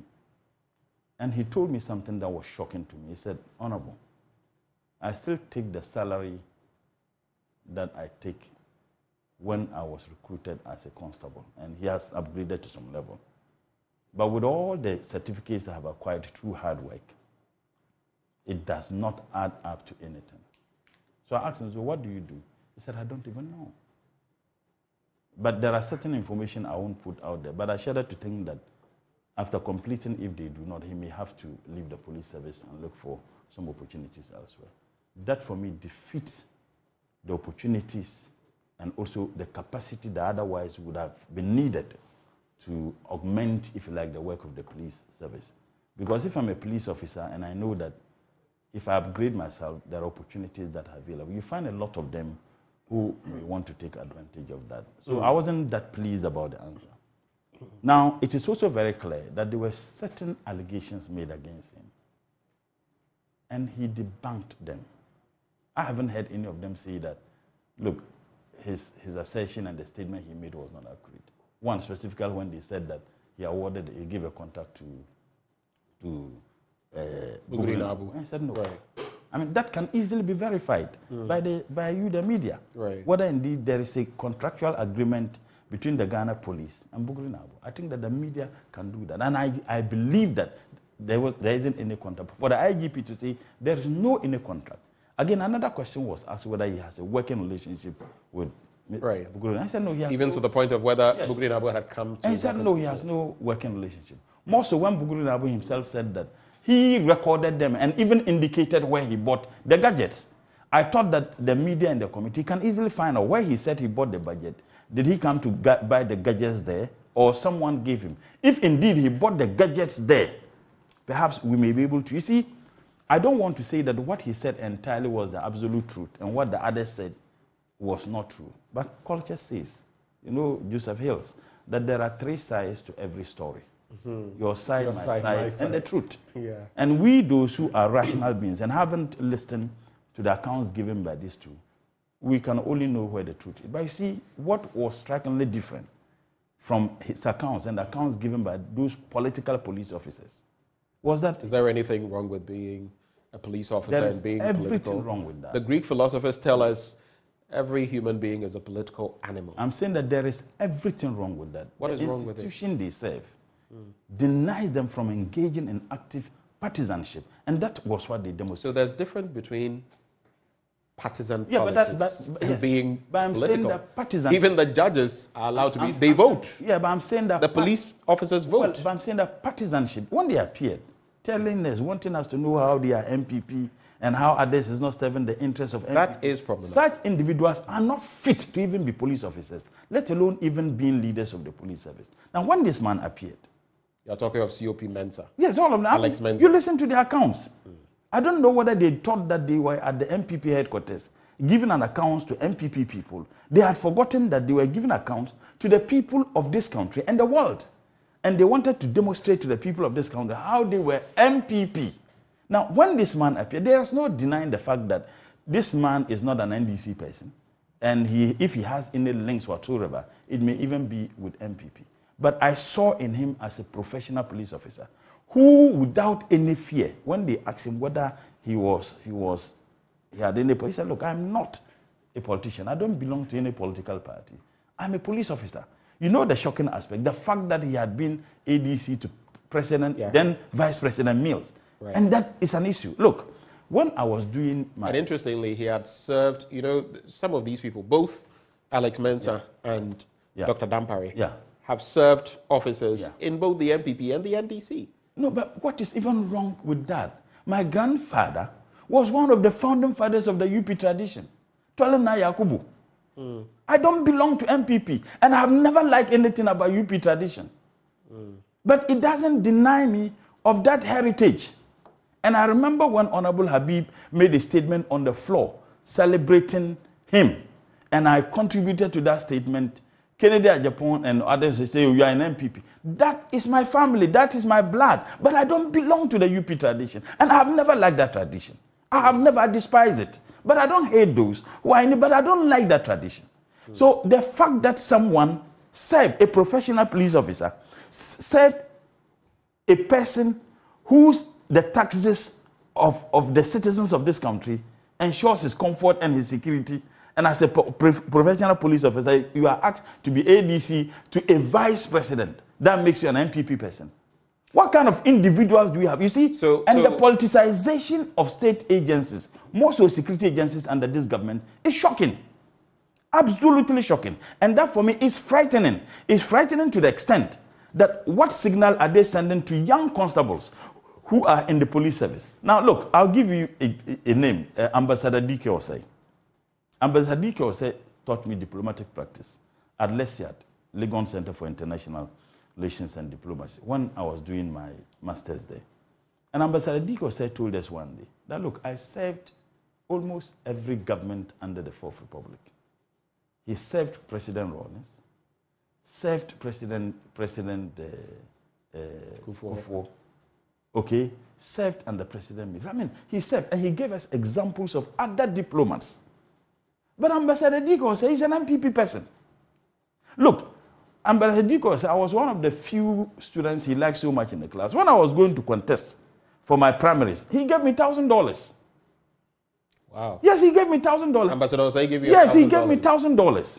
And Ambassador D.K. Osei knew that Murtala is an MPP, NDC person. Look, lawyer Kwame Jan, the lawyer to IGP. He taught me international law at LESIAD when I was doing my master's. And he knew that I was an NDC person.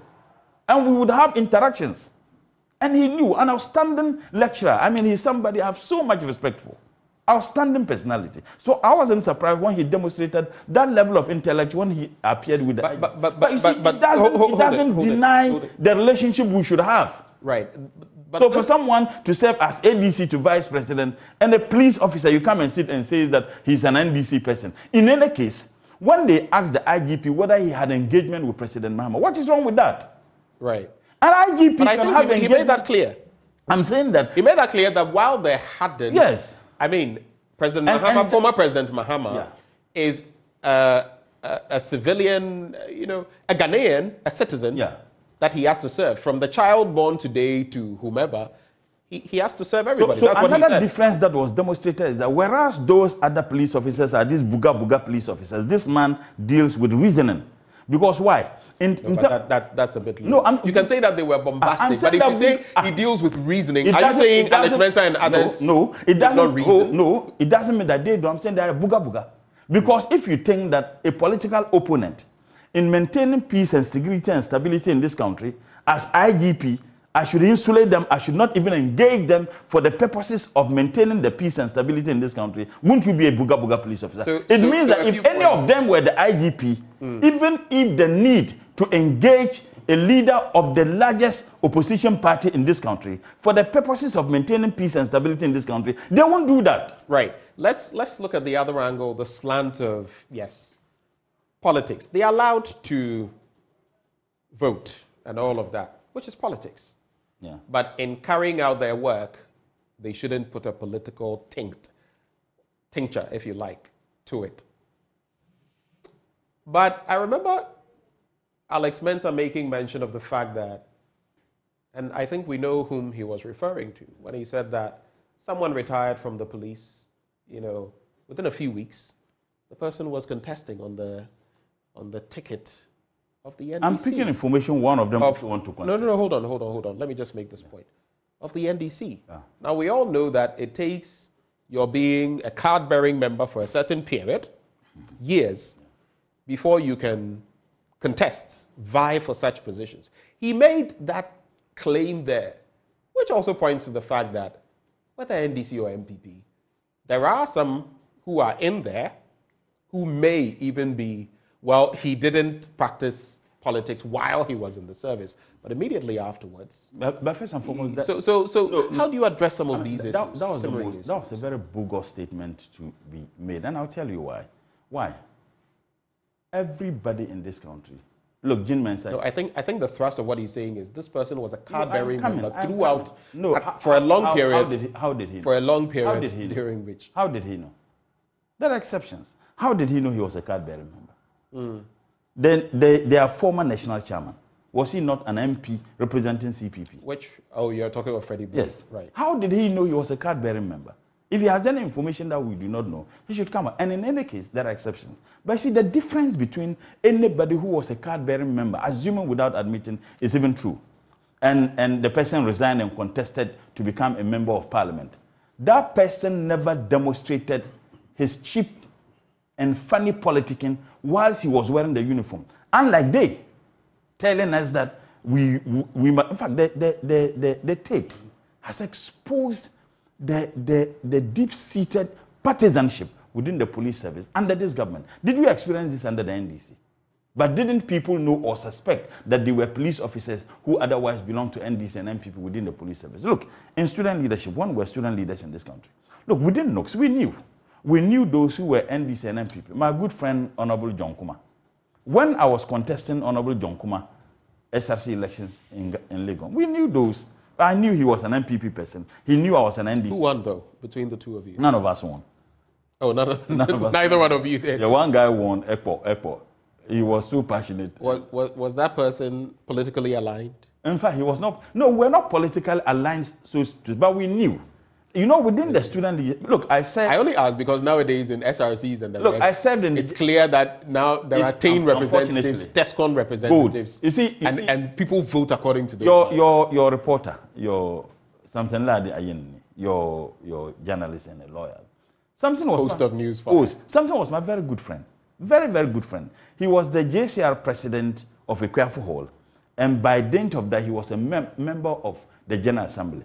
I represented Legon Hall 2 consecutive times. Yamima represented Volta Hall 2 consecutive times at the General Assembly. John Kuma and I In fact, he represented Legon Hall General Assembly member, I think once. We were all there. But we knew within the student leadership. But you could not talk about it because in discharging your responsibilities as student leaders, representing the interests of students, politics was shelved.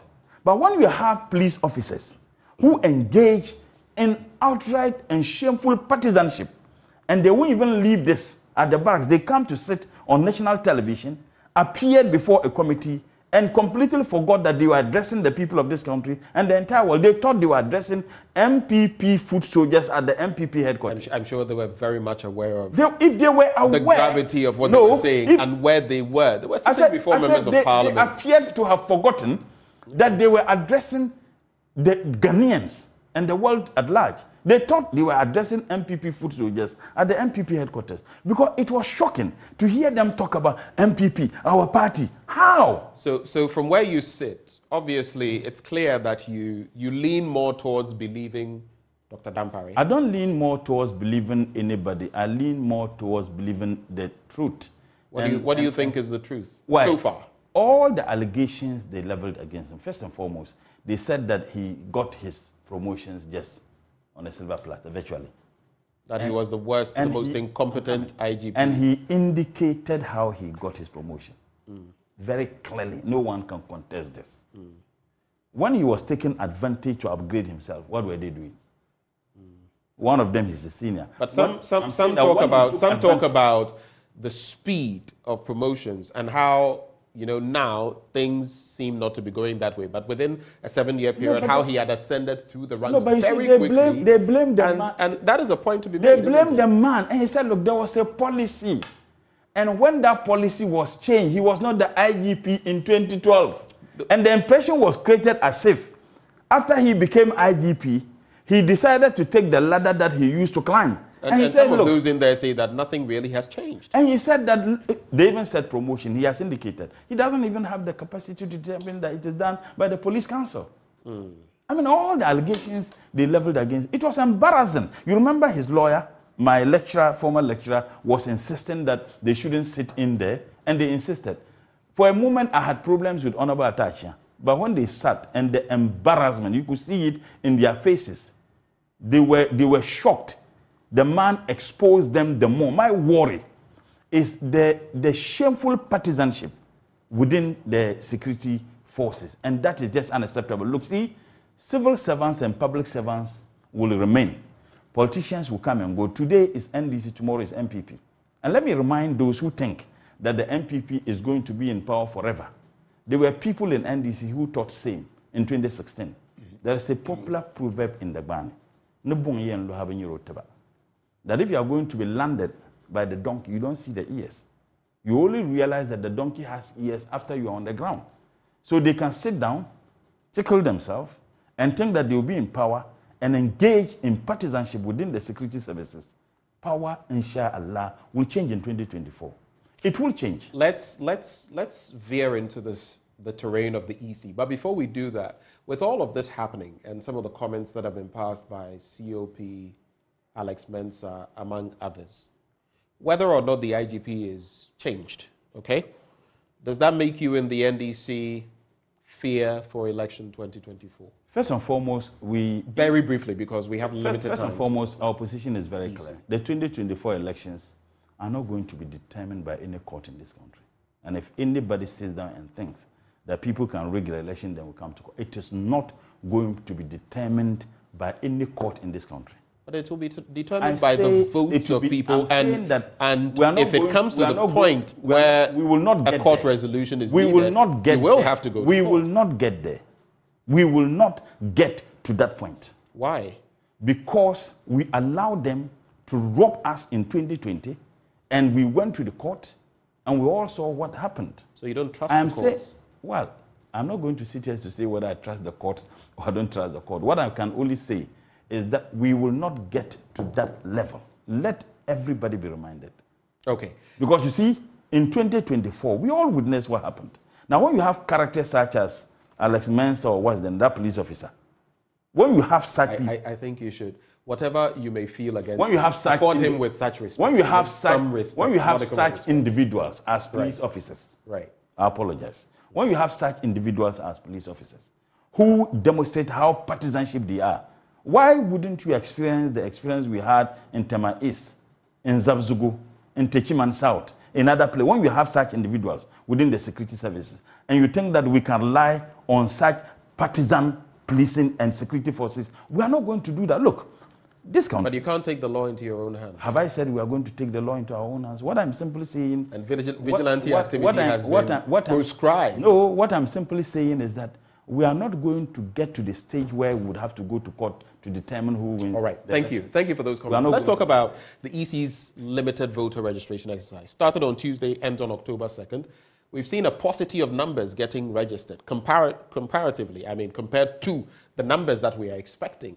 This morning I was interacting with Maxwell Lukuto, your representative for the South Tone seat, and just over 200 people, registered in 2 days when you're looking at over 12,000. So if you look at the trend, if it continues that way, you would have just about 4,000 people registered. How much of a worry is that for you? And barring the injunctions that have been brought forth by the 5 political parties, including your party, what do you see to be the way forward on that? First and foremost, the hypocrisy of the MPP is legendary. On the very day the EC held the press conference and announced that they were going to have this exercise take place at the various district offices of the EC, your station interviewed one of the leaders of the opposition parties who expressed shock about the conduct of the Electoral Commission and the fact that when this issue was raised at IPAC, all the political parties who were there, including the NPP, kicked against that proposal. And your station interviewed another person from MPP, if I'm not mistaken, I guess it was the deputy secretary or one of the deputy secretaries, who confirmed that yes, at IPAC, they all told the EC chair and the EC that having this exercise take place at the various district offices was not something they were going to support, and that a lot of people were going to be disenfranchised. Only for the NPP to turn 360 degrees have become the spokespersons for the EC in such reckless conduct of the Electoral Commission. Now, when your station interviewed the MP, I said, look, the Jean Mensah is an activist of the MPP. She's an active MPP person. The Electoral Commission. Oh, she's an MPP active. You remember when she was with the IEA, when she headed that institution, did you think she was MPP? She has always been an MPP person. Look, I sat on your program, I remember, and said she was a family member to the First Lady. Kweku Baku sat on Good Morning Ghana and came on his file and said that was not true. It turned out to be true in court.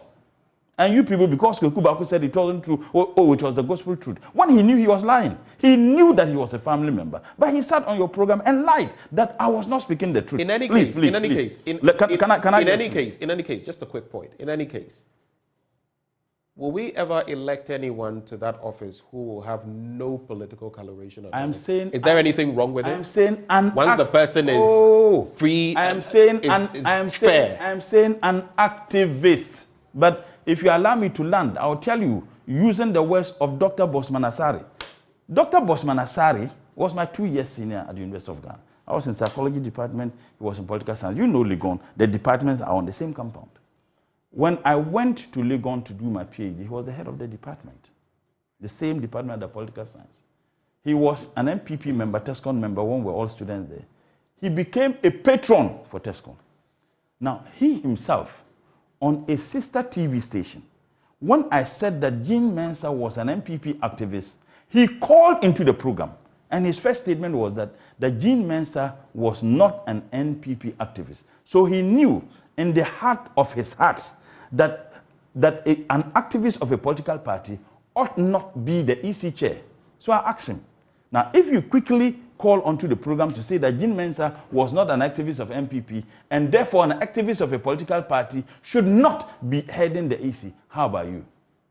So he knew that being an activist of a political party, you should not be heading the EC because that partisanship will come to play. So the point I'm just making is that when the MPP 360 they turn and they are now defending Jean Mensah, look, the Constitution is very clear in Article 42 of the 1992 Constitution.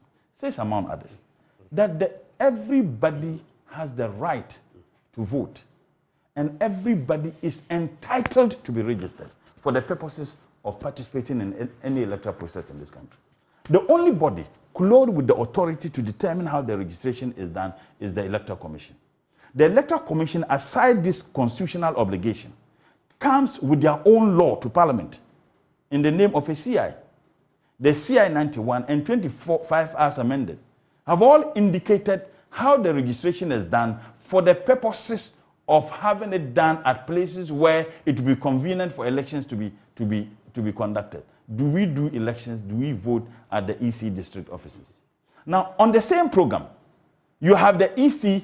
Dr. Bosman Asari said that, majority, that over 80% of the EC offices won't require that people should move from distances to come to register. And I told him that was a lie. You know we have rural constituencies than city, or if you like, urban constituencies in Ghana. Is that not a fact? And you know how our rural constituencies or communities are dispersed. In Greater Accra, take someone who is in Medina district, the last end of Medina Bokobi. If the person would have to come to the district office to register, that person would have to pay for transportation. And the least he can pay should not be less than 20 or 30 Ghana cedis. Now, a person who doesn't even have food to eat, how does the person come to participate in an electoral process and registration where the Electoral Commission is enjoined to do so by the Constitution of Ghana and the CIE or they themselves have taken to Parliament to be made into law? How can a person do that? Tamale Central and Tamale South all falls under Tamale Metropolitan Assembly. The first day, only 5 people registered. 5 people. The first day. 5. In both constituencies? In both constituencies. 4 Tamale Center, 1 Tamale South. And hundreds, if not thousands of young men and women went there to register. Only 5 people registered the first day. Yesterday, I'm yet to get the figures of the number that registered because the machines are not functioning well. Silboa, on your station, when I was coming, Dr. Silboa said that the reason why the machines have been slow was that it hasn't been used for 2 years. How irresponsible and reckless this individual. But we've been told they are now allowing offline registration, not necessarily online. Offline registration. In Tamale, when they attempted to do and they got 5, the offline they couldn't. It was so difficult. So I'm saying that if you tell me that because the machines were not used for 2 years, how does responsible heads or managers of electoral commissions do? Before you started, you would have tested them. They haven't done that because if they did so, they would have realized that because the machines were sitting for 2 years, the speed was going to be affected. We have to go. Do you feel this has the likelihood of affecting, election 2024? And are you hoping that if things continue this way, there could be some extension? I take solace in a verse in the Quran that they plan and Allah plan. But Allah is the master of all plans. Whatever Jin Mensa, Sirupua and Dr. Bosman Ansari are doing with MPP at the Flagstaff House, Nanado and the MPP will go. They will lose the 2024 elections, inshallah. And this attitude they put up, there will be a day for accountability. Okay, you've been quoting Proverbs a lot over the last few months, and ABA Husseini is no longer in pole position. Are you taking over from ABA Husseini? My senior brother is still engaged actively in politics. You don't necessarily need to be in Parliament to be an active participant in our political discourse.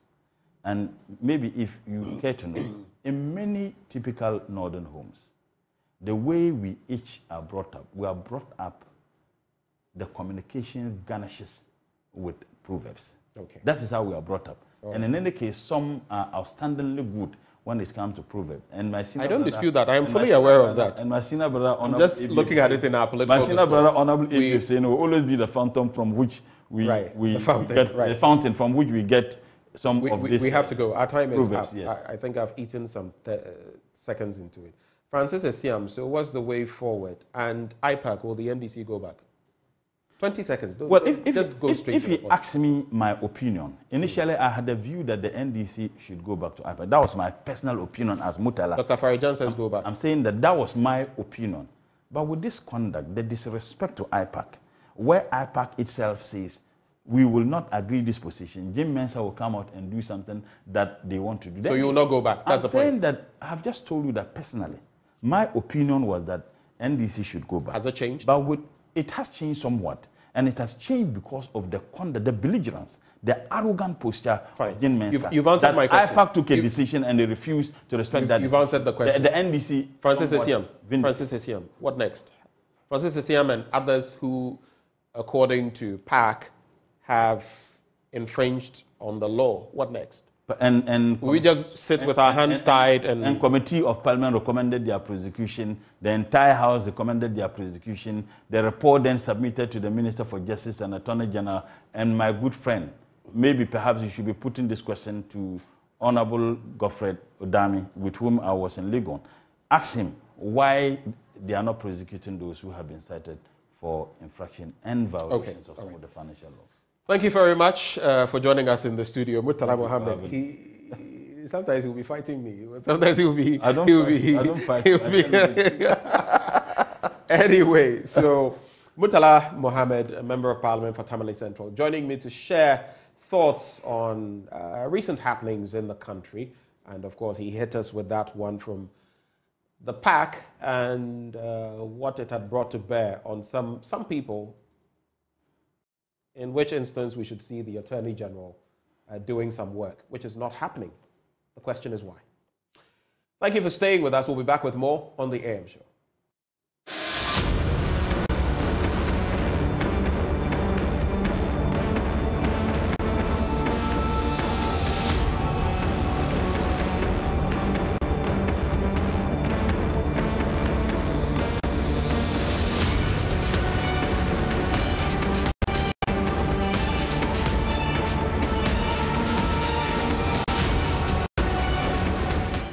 Good morning to you. Hope you're doing well. Well, I am, and I have got some guests seated ready for a conversation ahead of our EcoBank Joy News Habitat Fair Clinic, which will be happening this time in Tema. Yes, we will be at the Tema Metropolitan Assembly over the weekend just because we want to satisfy our clients in that part of the country. Isn't it exciting? Yes, it is. And I can't wait to meet all of you who will be coming over because we hope to see all of you.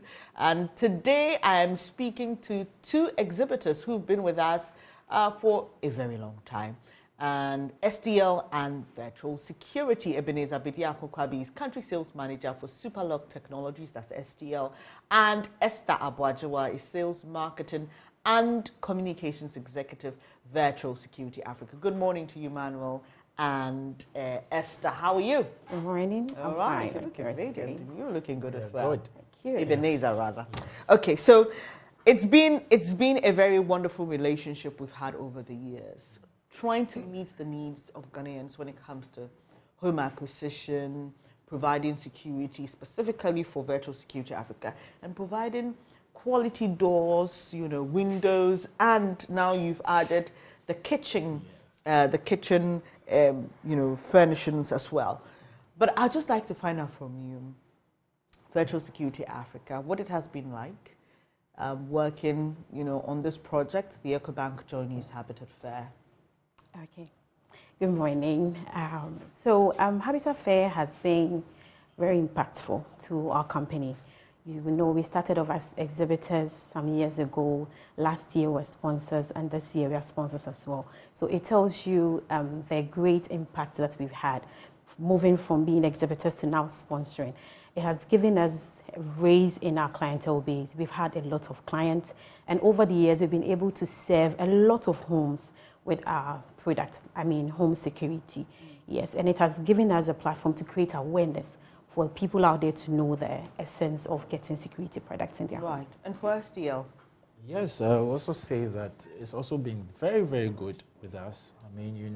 We started with you from the first day, and we've also grown in client database. Now we can say that we have a lot of clients because of Habitat Fair. So for us, we are so much excited to come on board all the time. Right. So here's what Habitat Fair does. If you don't know about Habitat Fair, let me just introduce you to our program and the concept. We understand that meeting your house needs can be very stressful. So we've brought everybody that matters, whether it's about mortgaging, financing your home, whether it's about providing the what you may refer to as the very little details, the lighting, the security, the doors, the furnishings. We have everything there. The water reservoirs. We have everyone responsible when it comes to your home and acquiring a home here in Ghana. So if you have never been to our clinics or our main fair, you just want to do that. We expose you to so much. You may be saying that, well, I'm not thinking of buying a home, but just come around. You'll be exposed to what's available on the market so that in the future you can make informed choices. So Ebenezer, introduce us to STL. What do you have on offer, and why must we come to you? Okay, so STL, we are into building products such as security doors, internal doors, burglar-proof balustrades, kitchens, pergola, main gates. Now we're adding new product like a garage gate. Oh, you keep adding. Exactly. Yes. So this is what we're into. Superlock stands for quality, stands for safety, stands for security, and stands for also style and beauty. So if you're looking for all those things in your homes, please come to Superlock. Where you can find us, we have 6 branches in Ghana, a branch in Accra, a branch in Weja, a branch in Adenta, a branch in Tema. Then we also have a branch in Kumasi as well as Takrady. Apart from the branches, we also have kitchen showrooms. So now we set up new showrooms. There are 3 of them. We have kitchen showroom in Accra, kitchen showroom in Weja, and also in Kumasi. So whatever you need, be it security doors, all of this product I mentioned, come to Superlock, and you have the best quality, best service, best style and design, and best security. All right, I'm going to ask you some questions about the kitchen. I have a bias. Your kitchen should be a kitchen that is welcoming, that is attractive, that's what I think it should be. And I know that a lot of you who love to cook and stay in the kitchen area agree with me. Yeah. If I already have a kitchen and I want it to be remodeled, redesigned, is it available? Or you install for only homes that are just being built? Of course. Whether you want it to be real designed, you want us to rebuild everything afresh for you, of course, we'll send an executive to your site who will come and take measurements of your kitchens. And then we'll invite you to our showroom. There you will meet the designer. Then you can just express whatever design you want to have. So whether it's a new kitchen or an old house that you want to refurbish or you want to reproduce a new kitchen, of course, you are always welcome. Fantastic. Okay, now let's talk about security, because that is super important. I know people who have the electric fence, they have CCTV cameras, and they have security doors. Yeah. So it's maximum security to the minutest detail. Yeah. But at Virtual Security Africa, what do you offer? Would you advise me to do that, really? Considering that these are all expenses, is it really necessary to have all these in place? Just tell us about Virtual Security Africa and what you offer clients. Okay, so Virtual Security Africa, we are a wholly owned Ghanaian company. And then we provide integrated solutions, security solutions for our clients. We've been in the system for 15 years, so yes, 15 years. Wow. Yes, and then what we do is we are providing security solutions ranging from perimeter detection to intrusion detection and surveillance systems. So with this, we are talking about CCTV, fire alarm, intruder alarm, access control, time and attendance, electric fencing. We have body scanners, vehicle bomb barriers, anything security that you need in your space. Let's say your home, school, office, wherever. Church. Yes, that's what we do. And to your question, you see, everything I mentioned is very important in a space, but you don't necessarily have to get everything in one space. So that's why at Virtual Security Africa, we have free on-site consultation. So we'll come to your space, if it's a school or your home or your office, we come there and then we help you determine the threats in your area. Okay. Someone might need security, but it might not be an electric fence, it might not be a CCTV. Someone might need security and it might be an intrusion or let's say audio-video intercom. So depending on your area, your space, and the kind of threats that you have. Right. So we come to your space, we help you determine the threat in your area, and then we help you make a purchasing decision. So someone might want a security, someone would want to secure his or her perimeter. You can do that with an electric fence. Another person will want to secure the perimeter, but the person might need an intruder alarm. So yeah, so we have them in different packages. Okay, fantastic. So where can we locate you? Okay, so we have 3 branches in Ghana. We are in Accra, we are in Kumasi, we are in Takoradi. So in Accra, our main office is at Tesano, behind Alive Chapel. And then in Kumasi, we are at Santasi Roundabout, opposite the Gold Filling Station, first floor, Yasantoa building. And in Takoradi, we are off the Kintampo Road. We are very close to Toyota Ghana Limited. And in Accra, our ultra-modern showroom, I call it ultra-modern because I've never seen a showroom like ours in the country. Yes, it's at Jolu, opposite the UBA, first floor, Nana Depa Plaza. Wow, fantastic. This year we've been to Achimota, we've been to West Hills, now we're heading to Tema. It's the first time ever the EcoBank Joy News Habitat Fair is going to Tema. Just let our people in Tema know why they should come, especially to your stand when the clinic starts. Okay. All right, so people in Tema, this is the first time we are going to Tema for the clinic, a mini clinic. So I will entreat everybody in Tema to come. We have exciting packages. We are heavily discounted. We are giving out freebies. Freebies, I mean, we are giving out free devices. Oh, wow. Yes, so if you purchase any CCTV package, we are giving you either a video or audio intercom or an intruder alarm. That is a whole system on its own. Wow. Yeah, so if you buy any CCTV package, we give you either the video intercom or the intruder alarm system. So the intruder alarm, I want to just say something. Explain. Yeah, I was going to ask you. Yes, so the intruder alarm works hand in hand with the CCTV. You see, as time goes on, we are bringing in new innovations and new technologies. Okay. So it comes with a whole package. It comes with the panel, the sensors, door contact, and an alarm. So let's say we fix it for you, and then we teach you how to arm it. So if you are leaving your home, or let's say you are going to sleep, you arm it and then you leave. So if anybody comes and the person tries to either force open your door, or the person, the sensor senses the person's motion, it sends a signal to the panel straight to the alarm and it goes off. The alarm is very, very loud. So it kind of detects and deters intruders. So you don't need an electric fence for this? If you have this, you are good to go. Wow. Yes. So that's why I say you don't have to get everything in one space. So with the intrusion, you can secure your perimeter. And then ours is GSM. We configure it on your phone. It uses the SIM card. Okay. And you can register as many as 20 mobile phones on the system. So let's say your wife, your kids, anybody in your house. So if your phone is off, your husband is getting notification. If your husband is off, yes, your children are getting notification. So when you are not around and this happens, the people in the neighborhood are getting the alert because of the alarm. And you who is away, you're also getting notification on your phone. Right. Call police, call anybody to go around. Yeah. Check. Yeah. Wonderful. People and we are giving that for free. If you buy any CCTV package, we are adding that zero for you. We are giving back to society. Right. I give you more reason to come to Tema this weekend because STL is also giving some packages, isn't it?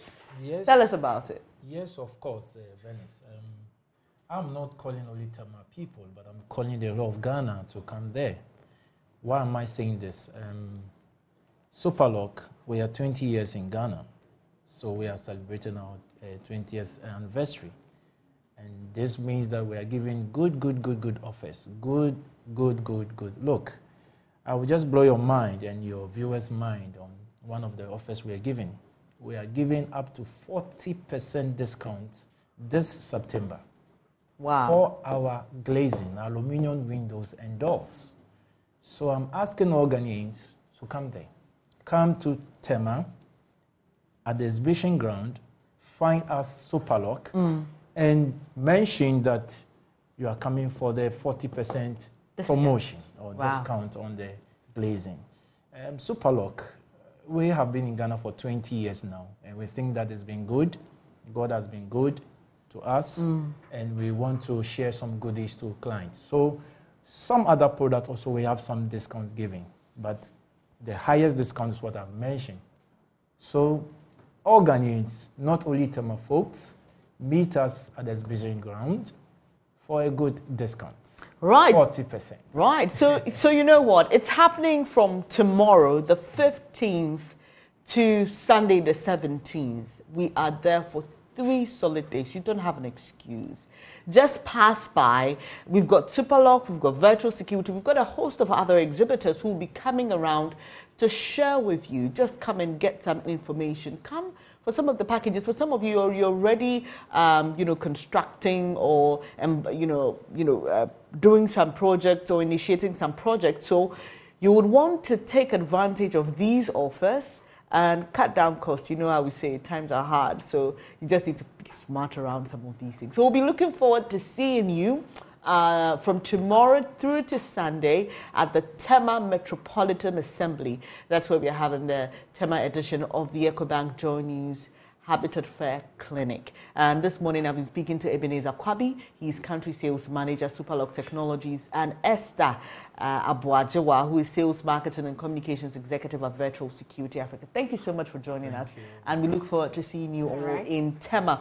But our conversation on housing is not done yet, because there's the big question on whether you're looking for comfort, affordability, or luxury. And I've got some people who would be delving into that issue with me right after this Tuesday.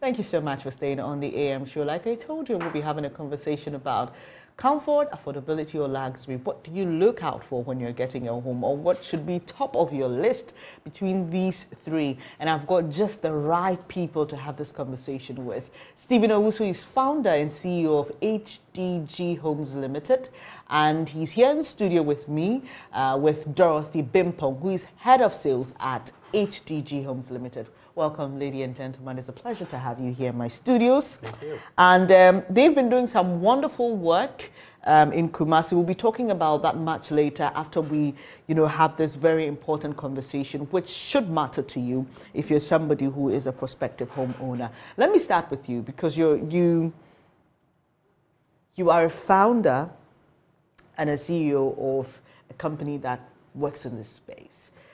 What would you tell somebody who is hoping to acquire a home?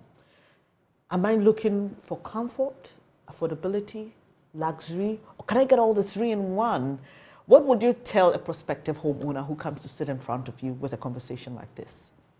And thank you for the question. I think for us at HDG, we actually start with the client in mind. There are a lot of different reasons why people want to own a home, and you do have different people at different stages of their life, whether the person is a single person, they have a large family, a small family. So you really start with the client in mind, thinking about the space they are going to occupy.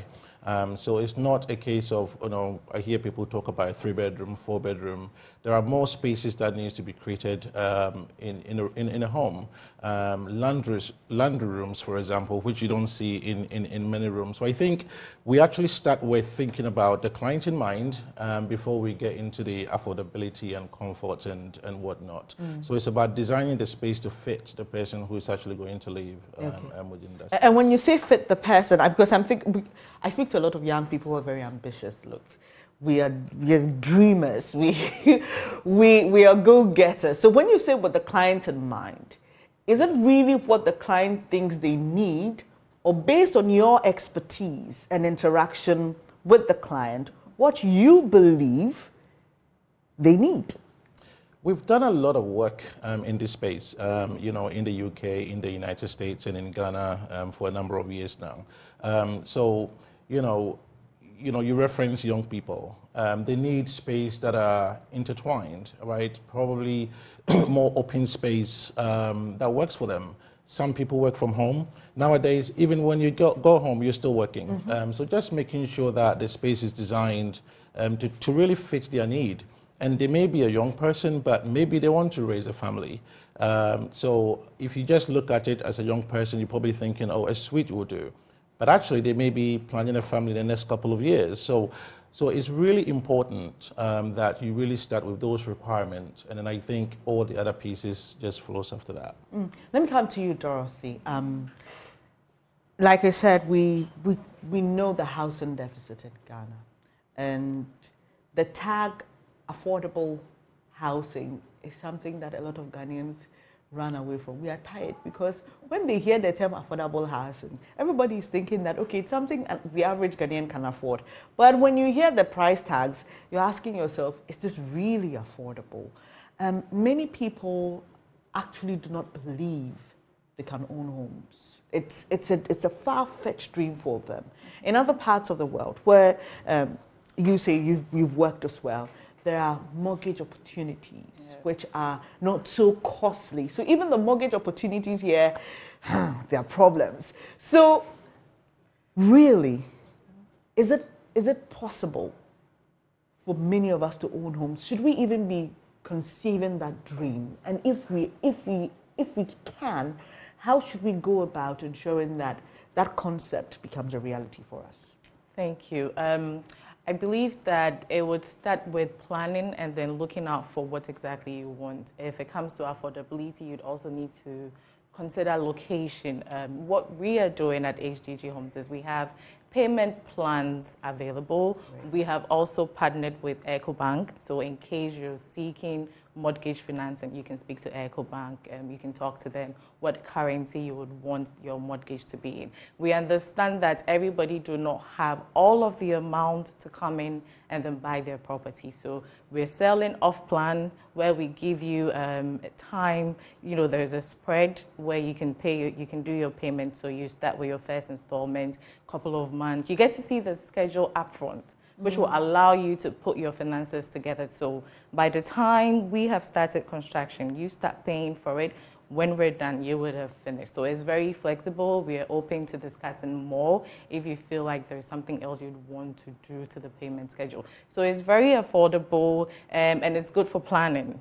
You don't have to get up and come with whatever the amount of the property you're looking for. You don't have to bring everything into the office or take everything into the bank. You get to spread it over a period. Okay, so there are two things I glean from what you've just said. So if I want to be a homeowner, say in the next 5 or 10 years, and I earn 5,000 or 6,000 cedis, for example, which I don't think a lot of Ghanaian average young people earn, by the way, I should be planning now. Absolutely. Right? Absolutely. Looking ahead 5 years from now. Absolutely. Obviously, considering inflation and everything the city will be doing. But I should be planning now. Absolutely. The other thing I gleaned from what you said is I should be looking for companies like yours that will not demand an upfront payment, that can work with me and work with my long-term planning. That's what I do. So if you're a young person, look, Dorothy is saying, it's not far from you. You can actually own a home. You just need to plan. Absolutely. Right? And then when you do that, you can speak to HDG, and much later they'll be sharing their contacts and ways that you can reach out to them because they're doing, like I said, some fantastic work, and you've been seeing some of them rolling up on your screens. You mentioned location, which is an important subject for many people because unfortunately our cities are not planned. I mean, I just need to find out from you also how easy or difficult it is for you when you are putting up some of your, estates and homes. Because in other places, you know that there are earmarked lands, so it's easy. You go, you're looking for, and you know that the next facility that is coming next to you is not going to be something that's going to disturb what you've put up. But here in Ghana, it's difficult to tell. The next time you realize there's an abattoir next door and your facility is probably going to lose clients. So how do you work around the location problem? Great question. It's one of the motivations for HDG. What we are creating in Ghana is to fix everything you've just talked about. We are dealing with over 55 acres of land and is a modern city.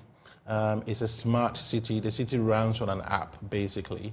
It's a sustainable city where we are recapturing water, reusing that, using solar panels and whatnot.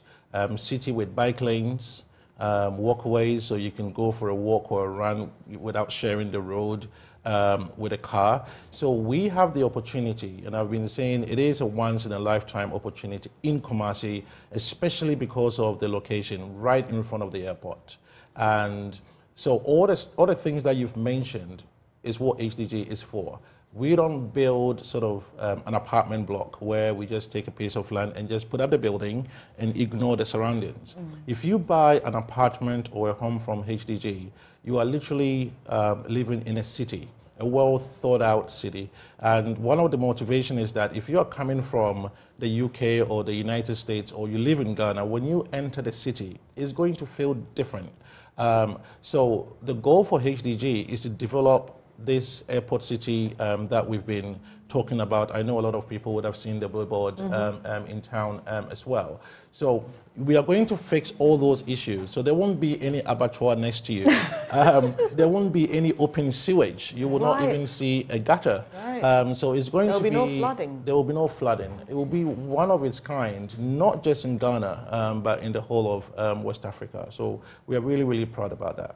Fantastic. So that's what HDG has done. But for many people who may say, oh, I want to buy a piece of land and develop my own property, what advice would you give them in terms of an area that will probably turn out to serve their benefit? What are the things that they can look out for so that if you're purchasing land, look for A, B, C, D.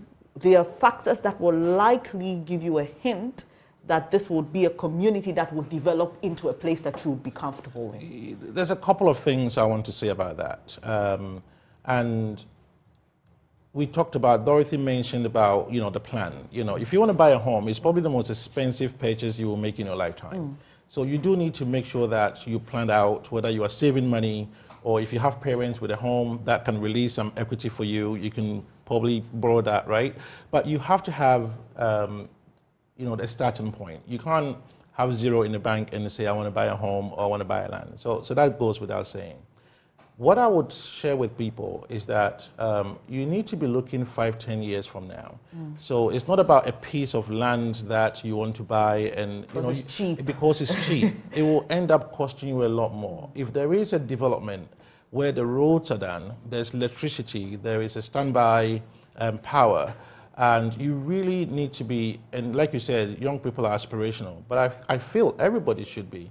And we should be pushing the developers in the country to be developing better spaces for us. So we need lands that are serviced versus just going and picking up any land that you can get. So I would encourage people to be even more aspirational in terms of what it is that you're looking for. Of course, not everybody will be able to afford to buy those. Somebody have to still probably buy a land somewhere else. But I think if you're a young person or you are somebody who's looking at buying a home, I will encourage you to sort of plan and make sure that you yourself are pushing the envelope in terms of where you want to live and where you want to raise your family. So in other words, it's better to push yourself financially to get land in a well-demarcated area than to buy a cheap one somewhere you're not sure what's going to happen in the next 10 or 5 years, right? Dorothy, to buy or to build? That's a big question. It's a conversation I've had myself. Yeah. To buy or to build, which is less expensive, which is less stressful, What would your ideal advice be? I would say to buy, because the developer would have already done a lot of groundwork for you. You don't have to deal with certain vendors. We are looking at sourcing extensive materials. We're looking at design, specifications. So all of this will come as a one-time package where you don't have to stress yourself with so many things.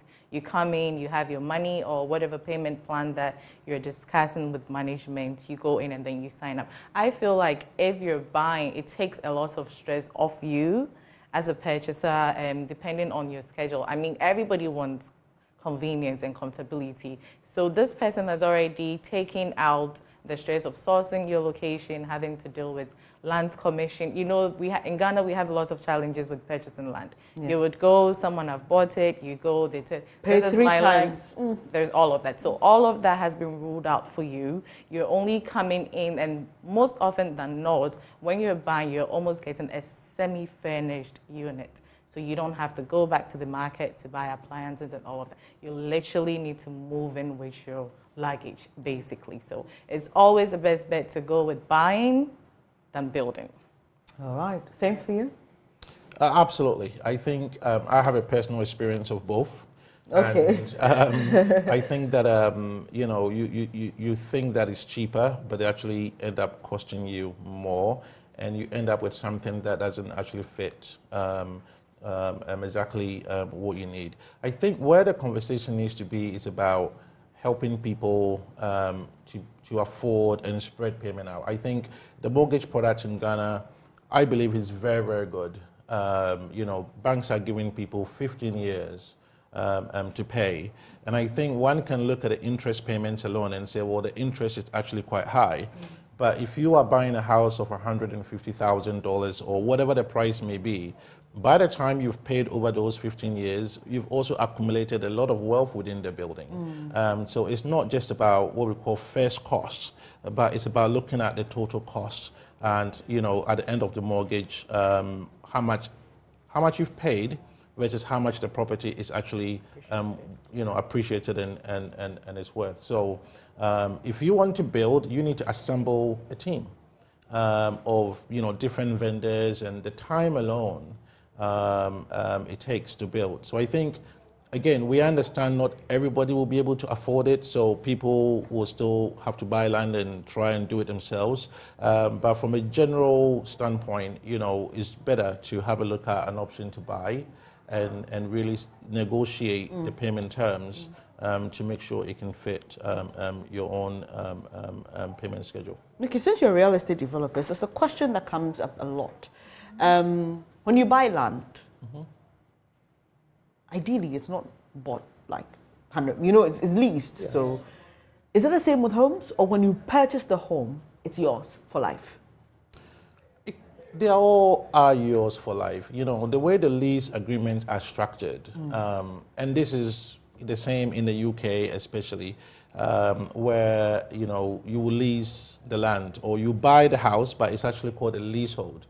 Nobody is going to say to you at the end of 50 years or 100 years, your lease has expired, pull down your building and move, right? So even though it's a leasehold, you own it, it's yours. Nobody's gonna kick you out. The only implication is that every time the lease expires, there is a payment that needs to be made to the landowner. And those payments are never high. They are never, it's not something that you can't afford. It's really, really small, like ground rent or that sort of thing. So for all practical purposes, if you have a leasehold, you own it. You shouldn't think about, I only have 50 years or 40 years or 80 years. Nobody's going to kick you out. Right. So. Well, so I hope you've at least gotten some good advice, free consultation you've had this morning. And it's all looking forward to our EcoBank Donors Habitat Fair, which is happening this year, much later in the year. But our clinic will make a stop from tomorrow through to Sunday at the Tema Metropolitan Assembly, first time ever, serving our clients in that part of the country. We hope that you would join us. So now let's delve a bit more into what you do, and you just made reference in your responses to the Airport City Kumasi project. Tell us more about that. Yeah, thank you. So Kumasi has now gotten an international airport. Is built, and we are looking forward to it being opening. So the first time ever, people from the Ashanti region, from the Buna Ahafo region and north, don't have to come to Accra to travel to Dubai, to London, and to the United States. This is a seismic change in the country. And as part of that development, HDG have acquired land, over 50 acres of land in front of the airport. Similar to what you see in Accra around the Holiday Inn and whatnot. But in Accra, it's sort of geared towards commercial, commercial buildings. We are going more mixed use. So there are some commercial buildings, but actually it's more residential as well. So we are developing this land into an airport city project, as I said, with a strip mall, there's a hospital, there is a first 5-star hotel coming to Kumasi at the airport, and then there's also a boutique hotel at the same time, and you're going to have luxury homes, as you've seen on your screen, and we've just launched our first project called the Kensington Heights, which you would have seen the billboards in town. You know, the highest building you will see in Kumasi, 10-story rooftop, you know, service apartment and whatnot. So it will really transform not just in front of the airport, but the whole of Kumasi, and we're very excited about that. Dorothy, tell us how you're hoping to execute this. Are you doing it in phases, or it's a, one-time project? No, so what we're doing is we're targeting everything in phases. So currently we have the Kensington Heights, which is currently on sale. We're looking at end of November to actually start construction. So we're doing it in phases because it's a lot. You don't want to start everything at one point. We have a spread of years that we're looking at achieving everything and having the entire city coming together. But at the moment, we're targeting every project in phases. So you've started selling for the Kensington Heights? Yes. All right, yes, so how do people take advantage of this? Are there any numbers to call? How do they find you? Just let us know. Yes, we have started selling. Actually, currently we are sold out on our 2-bedroom penthouses, and we only have 4 studios left. So as quickly as possible. You Starting price? Yes, so the studios are starting from $69,950. You can reach out to us at info@hdghomesLimited.com. We are also located in Laboni, house number 12, Fort Nola Street. You can also call 0201-399-701. Please mention the number again. 0201-399-701. Exciting, isn't it? So you've had a lot today, and Dorothy told us earlier that they have a package with EcoBank. So, yeah, you can just reach out to the bank and see what your options are, and reach out to them as well. And also, I mean, what if I want to purchase something else that is yet to start? Because you say you've sold out on the 2 bedrooms for the Kensington So for the Kensington Heights, we actually have 2 phases. Okay. So we would have 2 bedrooms in the second phase. Okay. But what we're doing is selling the first phase now. So you have options. If you want anything, you can just come into our office, and then we'll have a conversation. Yeah, so I think that's what you should do. Just visit them in Laboni, you said, number 12? Fort Nola Street. All right. So just visit HDG Homes Limited and just get acquainted with everything they have, the plan, because it's such a beautiful plan that Mr. Owusu just painted in our minds. They're going to have malls, hospital, a 5-star hotel. You just want to take advantage of this and be part of this beautiful city. And let me say a very big thank you to you. Stephen Owusu is founder and CEO, HDG Homes Limited, and Dorothy Bimpong is head of sales, HDG Homes Limited. Oh, is that the number you announced? Okay, some people have already started calling. So, Dorothy, I'll just let you go so you can go and handle the calls. But thank you so much for having this conversation with us. We are not done yet with our conversations on homes and acquiring homes. Ironi Odate Lamte will be joining me. He's the project officer of Cities and Habitats. You want to stay for that.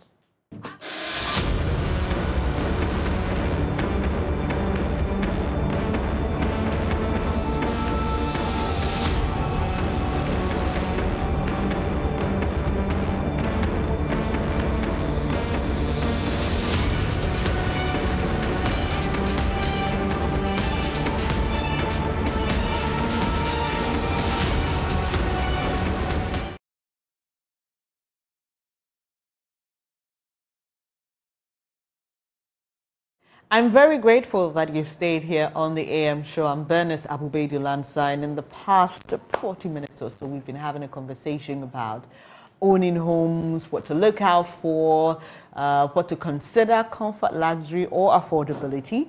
We continue that conversation with one of our sponsors of the EcoBank Journeys Habitat Fair, Cities and Habitats, and they have a very, very interesting concept, the rent to own. I've been joined by Aaron Ni Udate Lamte. He's Projects Officer for Cities and Habitats. Hello, Aaron. Great to have you here. Nice to have you. All right. Okay. So we've been doing this with you for some time now, since your project started. Yeah. And we know that you have started building. People have paid already. But for those who are not aware of what Cities and Habitats does, just tell us what you do and about this project, Rent to Own.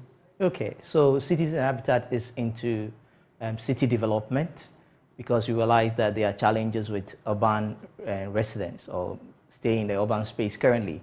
You may have to buy a building, and in the next few years you have to relocate because of the change in the environment. It becomes more commercial than residence. So the UN Habitat break the concept to be able to address the urban challenges that we have, and brought in the city development, that's a planned city extension project. So you have to plan the city and also control it, so that residential properties are used for residential activities and commercial properties also for commercial activities. So Cities and Habitats are implementing this in Pram, and then we have started building. So we are selling houses, and also those who may not want the specifications that we've done or the models that we are using also can purchase land within that space, so that they can develop their own to be in the control space, so that you can enjoy all that you have to enjoy within that space. And we have installed, we have the malls in there, we have a market, we have car parks, we have hospitals, we have clinics, we have entertainment space within the hotels and all that, so that everybody can fit into that space, and then we'll cut down on the stress with traffic, go up and down and all that. And that is what we are offering to Ghanaians. That's fantastic. And this concept of building cities appears to be something that's growing among, all of you developers. But I mean, we need to be honest. There are people who cannot or may not afford these projects up front. They may want certain special packages. Is there anything available? Sure, we have everything. I mean, when you come into building, I mean, when you look at the materials you use nowadays, it's become very expensive. We can't run away from that. You can't make it any cheaper, so that this is a long-term investment someone is doing. So you can't do just anything that's in the across or within the shortest possible time. It has to collapse on someone. So you have to use the best materials to put up the best building, and quality is assured. And with that, it's quite expensive. Cities and Habitats sat down and realized that it's becoming more expensive for people to afford their homes. So we brought in the rent-to-own concept to be able to address that challenge of people not being able to pay. People are crying about mortgages and all that. So this one affords them the luxury to be able to pay gradually. So we give you 25 years payment plan for our silver and gold properties, and then 15 years payment plan for our platinum properties, for those who want to go the luxury way. So that is what we afford them. The payment plan is such that you pay up to 30%, and then you move into the building. And then you pay like you're paying monthly rent? Yes. Okay. For the 70% that is left for the rest of the period. And then when you finish, you own it. So that is what we afford everyone. And even the 30% that you are paying is not outright. You can choose to pay gradually monthly installment, the minimum of 3,200 Ghana cedis for the 2-bedroom semi-detached that you move in, and then you continue paying. So when you pay your 30%, you move in, continue paying the rest 70% within the 25 years, and then you own a home. Wow. It's as exciting as it gets. So it's almost like, renting a property, but the long term is not that you're renting and renting and renting. Yes. You're literally paying off the debt on owning that facility. This is exciting as it gets. So there are many options for you to choose from. And I know that you have questions, right? And that's why you must come to the Tema Metropolitan Assembly from tomorrow through to Sunday. Meet all our exhibitors. Cities and Habitats will be there. 3,200 a month. You can own a 2-bedroom semi-detached house. That is exciting. Self-compound. Self-compound. Yes. Wow. You can own that. And some of you may think that, I can do this in less than 15 years for the platinum. Is that also Yes. accepted? Accepted. We are looking at those who may not be able to afford. So we give grace period of 25 years. Even if you want to pay outright, we are ready to serve you. If you want to pay within 10 years, we give you a payment plan for that. If you're ready to pay 5 years, we give you a payment plan for that. And that is what we are offering. At the fair, we are giving some special packages, juicy ones, to our customers and clients who come to our booth over there. Our registration fee has been reduced by 50% for anyone who walk in there and is ready to register to start acquiring his home. And then we are also giving the 1530 promo. So the 30% with which you pay and then you move into your property to continue the 70%. If a client decides to pay it outright, then we give you a 15% discount on that 30% so that you can have access to your home and then you continue paying the rest. And then also our lands, we are offering mostly 73,500 for a plot of land 70 by 100. Oh, so you do the homes and within the city you can sell lands as well to people? Yes. Okay, that they can do their own projects on. Do you offer construction services, or when they buy the land, they can choose to bring their own people to come and do that? We allow both. If you want us to construct it for you, we'll do that. If you want to bring yours, we'll allow that. But we'll have control. You have to manage the the design, space. yeah, because it's a city, so you can't. You need to manage those you bring in, the contractors, and how materials are brought in and all that. And then security is assured on our site. Security is assured. So you've spoken to us about this great plan, how it will be executed, and the juicy offers that you have for our patrons when they come to the Tema Metropolitan Assembly from tomorrow through to Sunday. The Ecobank Joe News Habitat Fair Clinic is making a stop in Tema. It's the first time ever. You don't want to miss it. You want to be part of this history making. So, Citizen Habitat is located where? We're located in Prom. Okay. So this one actually is closer to us. I was telling one of your colleagues that this current one has met Accra in totality because the north we had to go to Achimota, the west we have to go to West Elsmore, and now we're going to the east, which is Tema, to meet all the people within the east of Accra. And we come to the south, and the main fair is coming on at the conference center. And I believe this time around. So we are at Pram currently, and then that is where the project is taking off. And our offices is closer to the Porter City, or the Ghanaman Soccer Center of Excellence. Just some few meters drive from the Ghanaman Soccer Center of Excellence. And then our telephone numbers, anyone want to reach us, 055 55 30 300, 055 55 30 300, or 0577 911 101, 0577 911 101.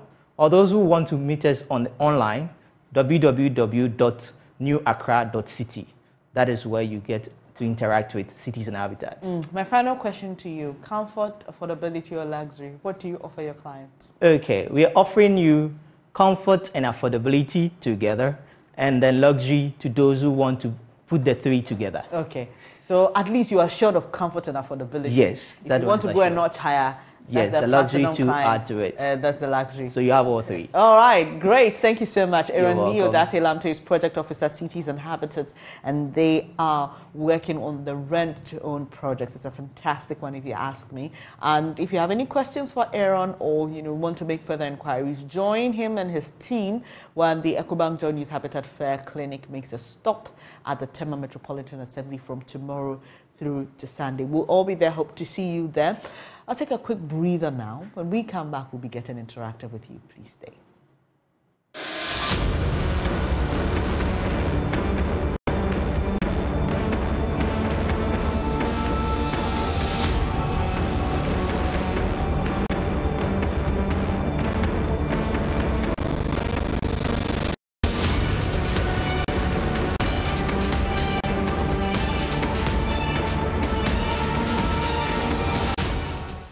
Welcome back on the AM show. As we get ready to wrap, we'd love to hear from you.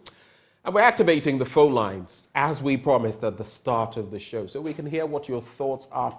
We had this morning Member of Parliament for Tamale Central, Murtala Mohammed, he was speaking about corruption in Ghana. He was talking about President Akufo-Addo and what he says he's done when it comes to the fight against the graft. We spoke extensively about the IGP's leaked tape, and we also veered into the bit about the Electoral Commission and what has been happening as far as the limited registration exercise, which ends on October the 2nd, is concerned. In between, we've also had our interactions with those whom you will be seeing if you come our way in Tema as far as the Habitat Fair is concerned. But what are your thoughts? Do share with us now. 0302 211 691. That's the number to call. Call that number 0302 211 691 and let me know what you are thinking or what you think about these matters that we've had on our chopping board this morning. The IGP thing is still simmering. It's still ongoing all the way into, well, some weeks to come. And then we'll find out what Parliament will come up with as far as that is concerned. But what is your viewing of the situation? And if especially for those of you 18 and above, recently turned 18, there has been talk about getting registered on the electoral roll and the challenges over these last few days, especially as the process has been rather slow and the numbers that have registered have been very few. If you are one of those, let me know. You can call in and let me know what is happening in your vicinity, in your locality. In the meantime, we have Ishmael and Salaja, if I am right. Hello? It appears we've lost Ishmael, but especially you, okay? I want all of you to call, but for those of you who are part of this limited registration exercise or who are seeking to be part of it, wherever you are in the country, from south to north, east to west, let me know whether the bandwagon has come to your community. Of course, you have districts there. It should have come. But what has the registration process been like? You can call and share that or any other thoughts you have with us right now on the AM show. We missed Ishmael shortly, a short while ago, but I'd love to hear from you. So what are your thoughts? Just pick your phone, call that number 0302 211 691 and let me know what is on your mind. In the meantime, I'll just check for some of the responses you've been sending through on some of the conversations we've been having on the show right here. I'm just looking for, okay, so there it is.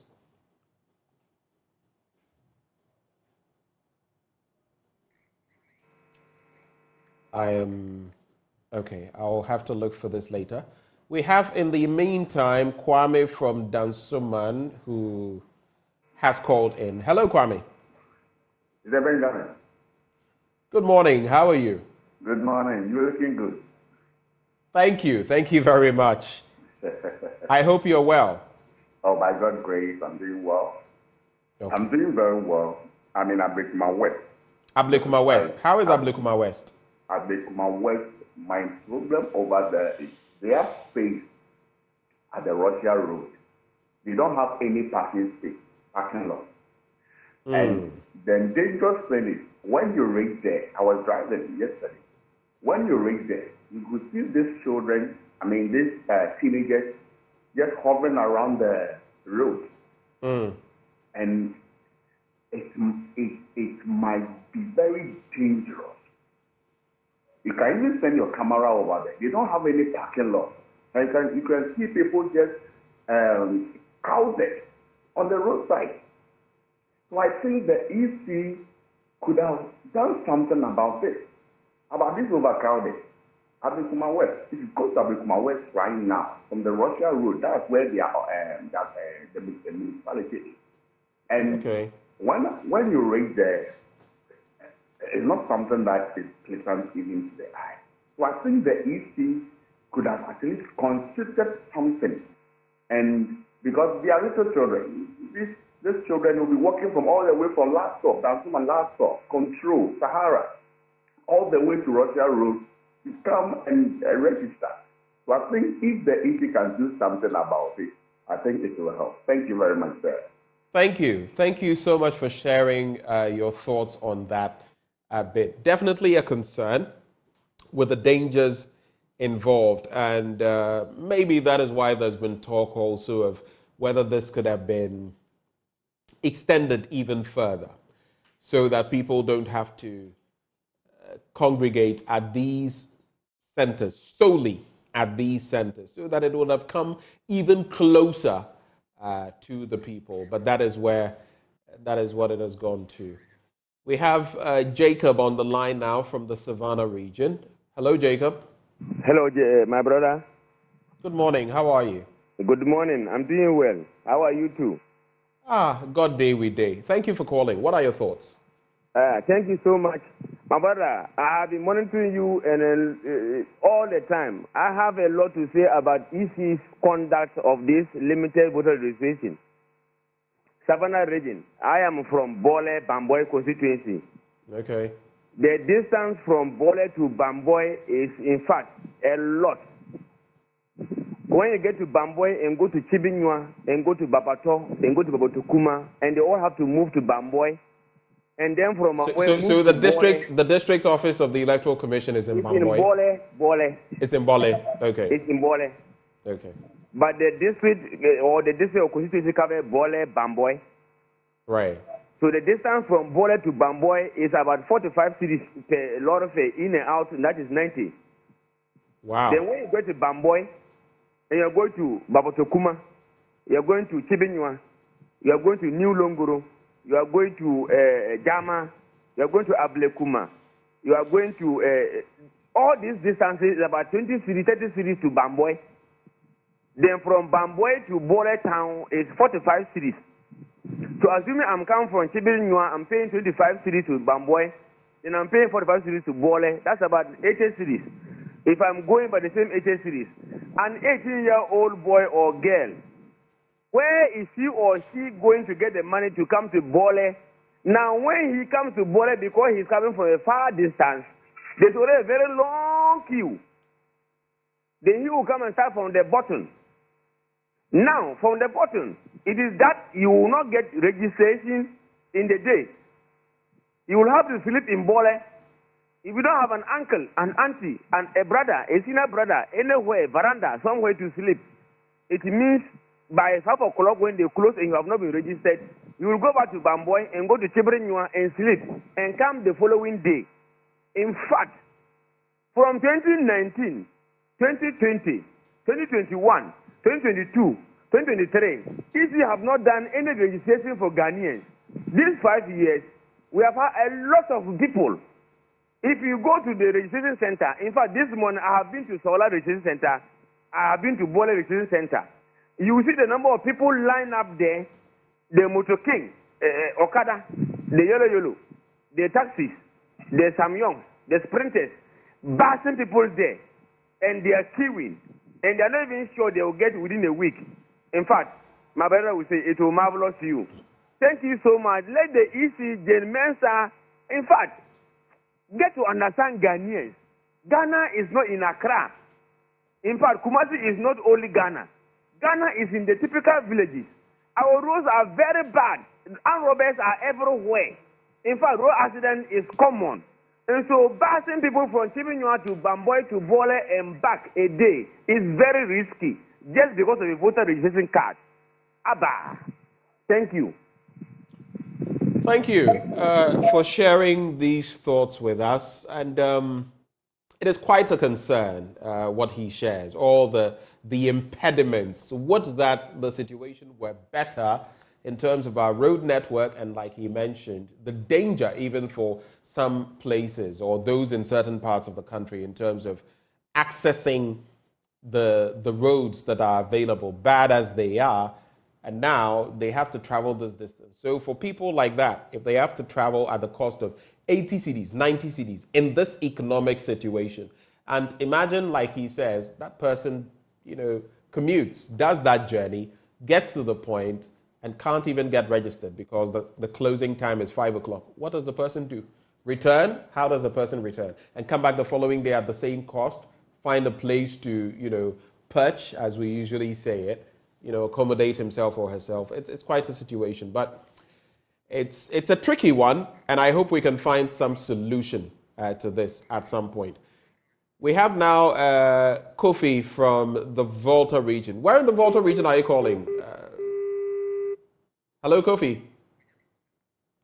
It appears we just lost Kofi, who was calling from somewhere in the Volta region. Kofi, I will encourage you to call again.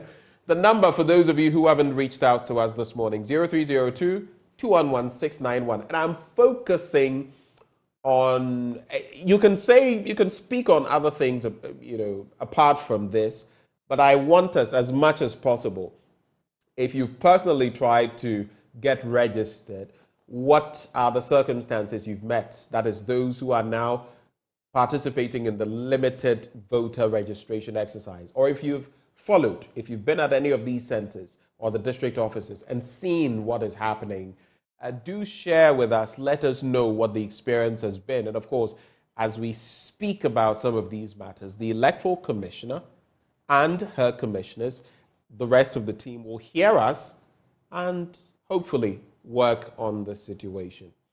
We have another caller. Oh. Hello, good morning.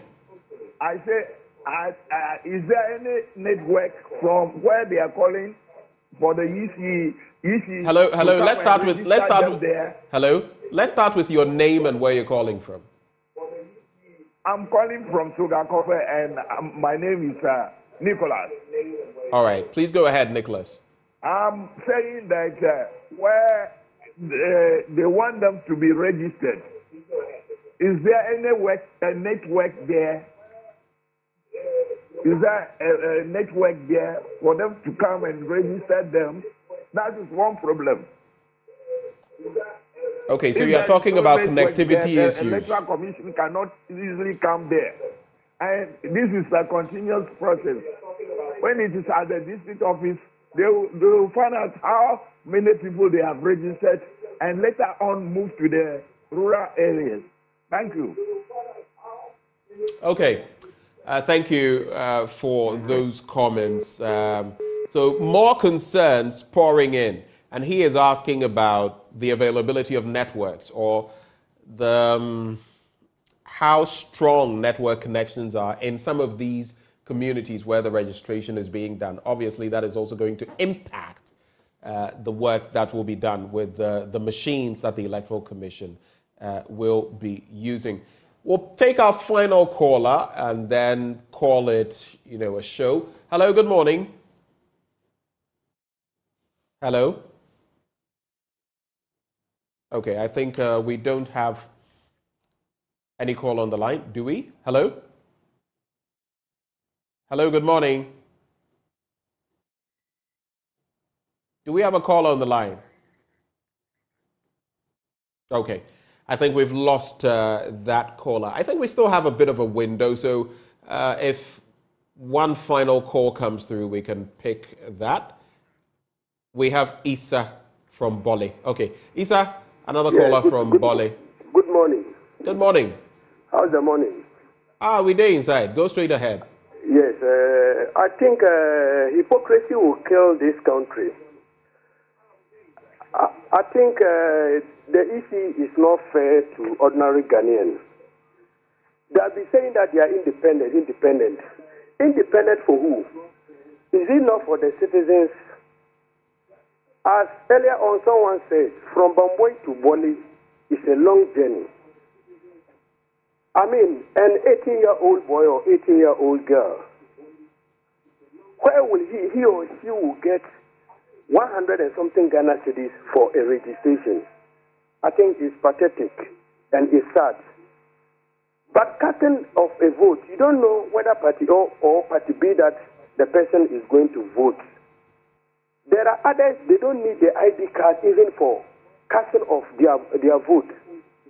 I think, it's sad for motherland Ghana, and I think they should rethink. The EC and his workers, they should rethink what they are doing to the citizens, I think if things are going this way, I think it will be terrible. It won't be fine. I think the oppression is too much. The oppression becoming too much. I mean, this is not democracy. The democracy we are talking of, this is not the democracy Kwame Nkrumah fight for. This is not the democracy President Rawlings and co fight for. It's very, very bad. They should leave. Oh, it's sad. Well, thank you for sharing your thoughts, all of you. We're very grateful. There obviously are problems bedeviling this entire process. And like I said, would that we had better systems in place, a better road network, better security, safety on our roads, and better accessibility. You know, with inflation and everything, and with the cost of living, of course, if people are going to commute over such distances, spend such money, ask yourself how many people have 100+ CDs lying around that they can just commit to, you know, a cause like this, though this is a right guaranteed under the 1992 Constitution of Ghana to vote at a certain age. You know, guaranteed if the person wants to. But anyway, it's something that we're hoping will be smoothened out, and come October the 2nd, when this process comes to an end, I do not know whether it will be extended, looking at the numbers that we've had trickling in, rather than the thousands that we would have expected to have been registered by this time. But only time will tell, and let's look at the positive end of things. My name is Benjamin Akakpo. I've done this, as always, with Bernice Abubeido Lanza, and the rest of the team, from Razak to the man we call Osama, to Dennis, the man we call Quava, to Yao Forsen, Nicholas Yamwa, Echo Sam, and the entirety of the crew. For those whose names I've not mentioned, not intentional, but they make things happen on the show. On that note, we're calling it a show, and up next, Joy News Desk. Do stay for that.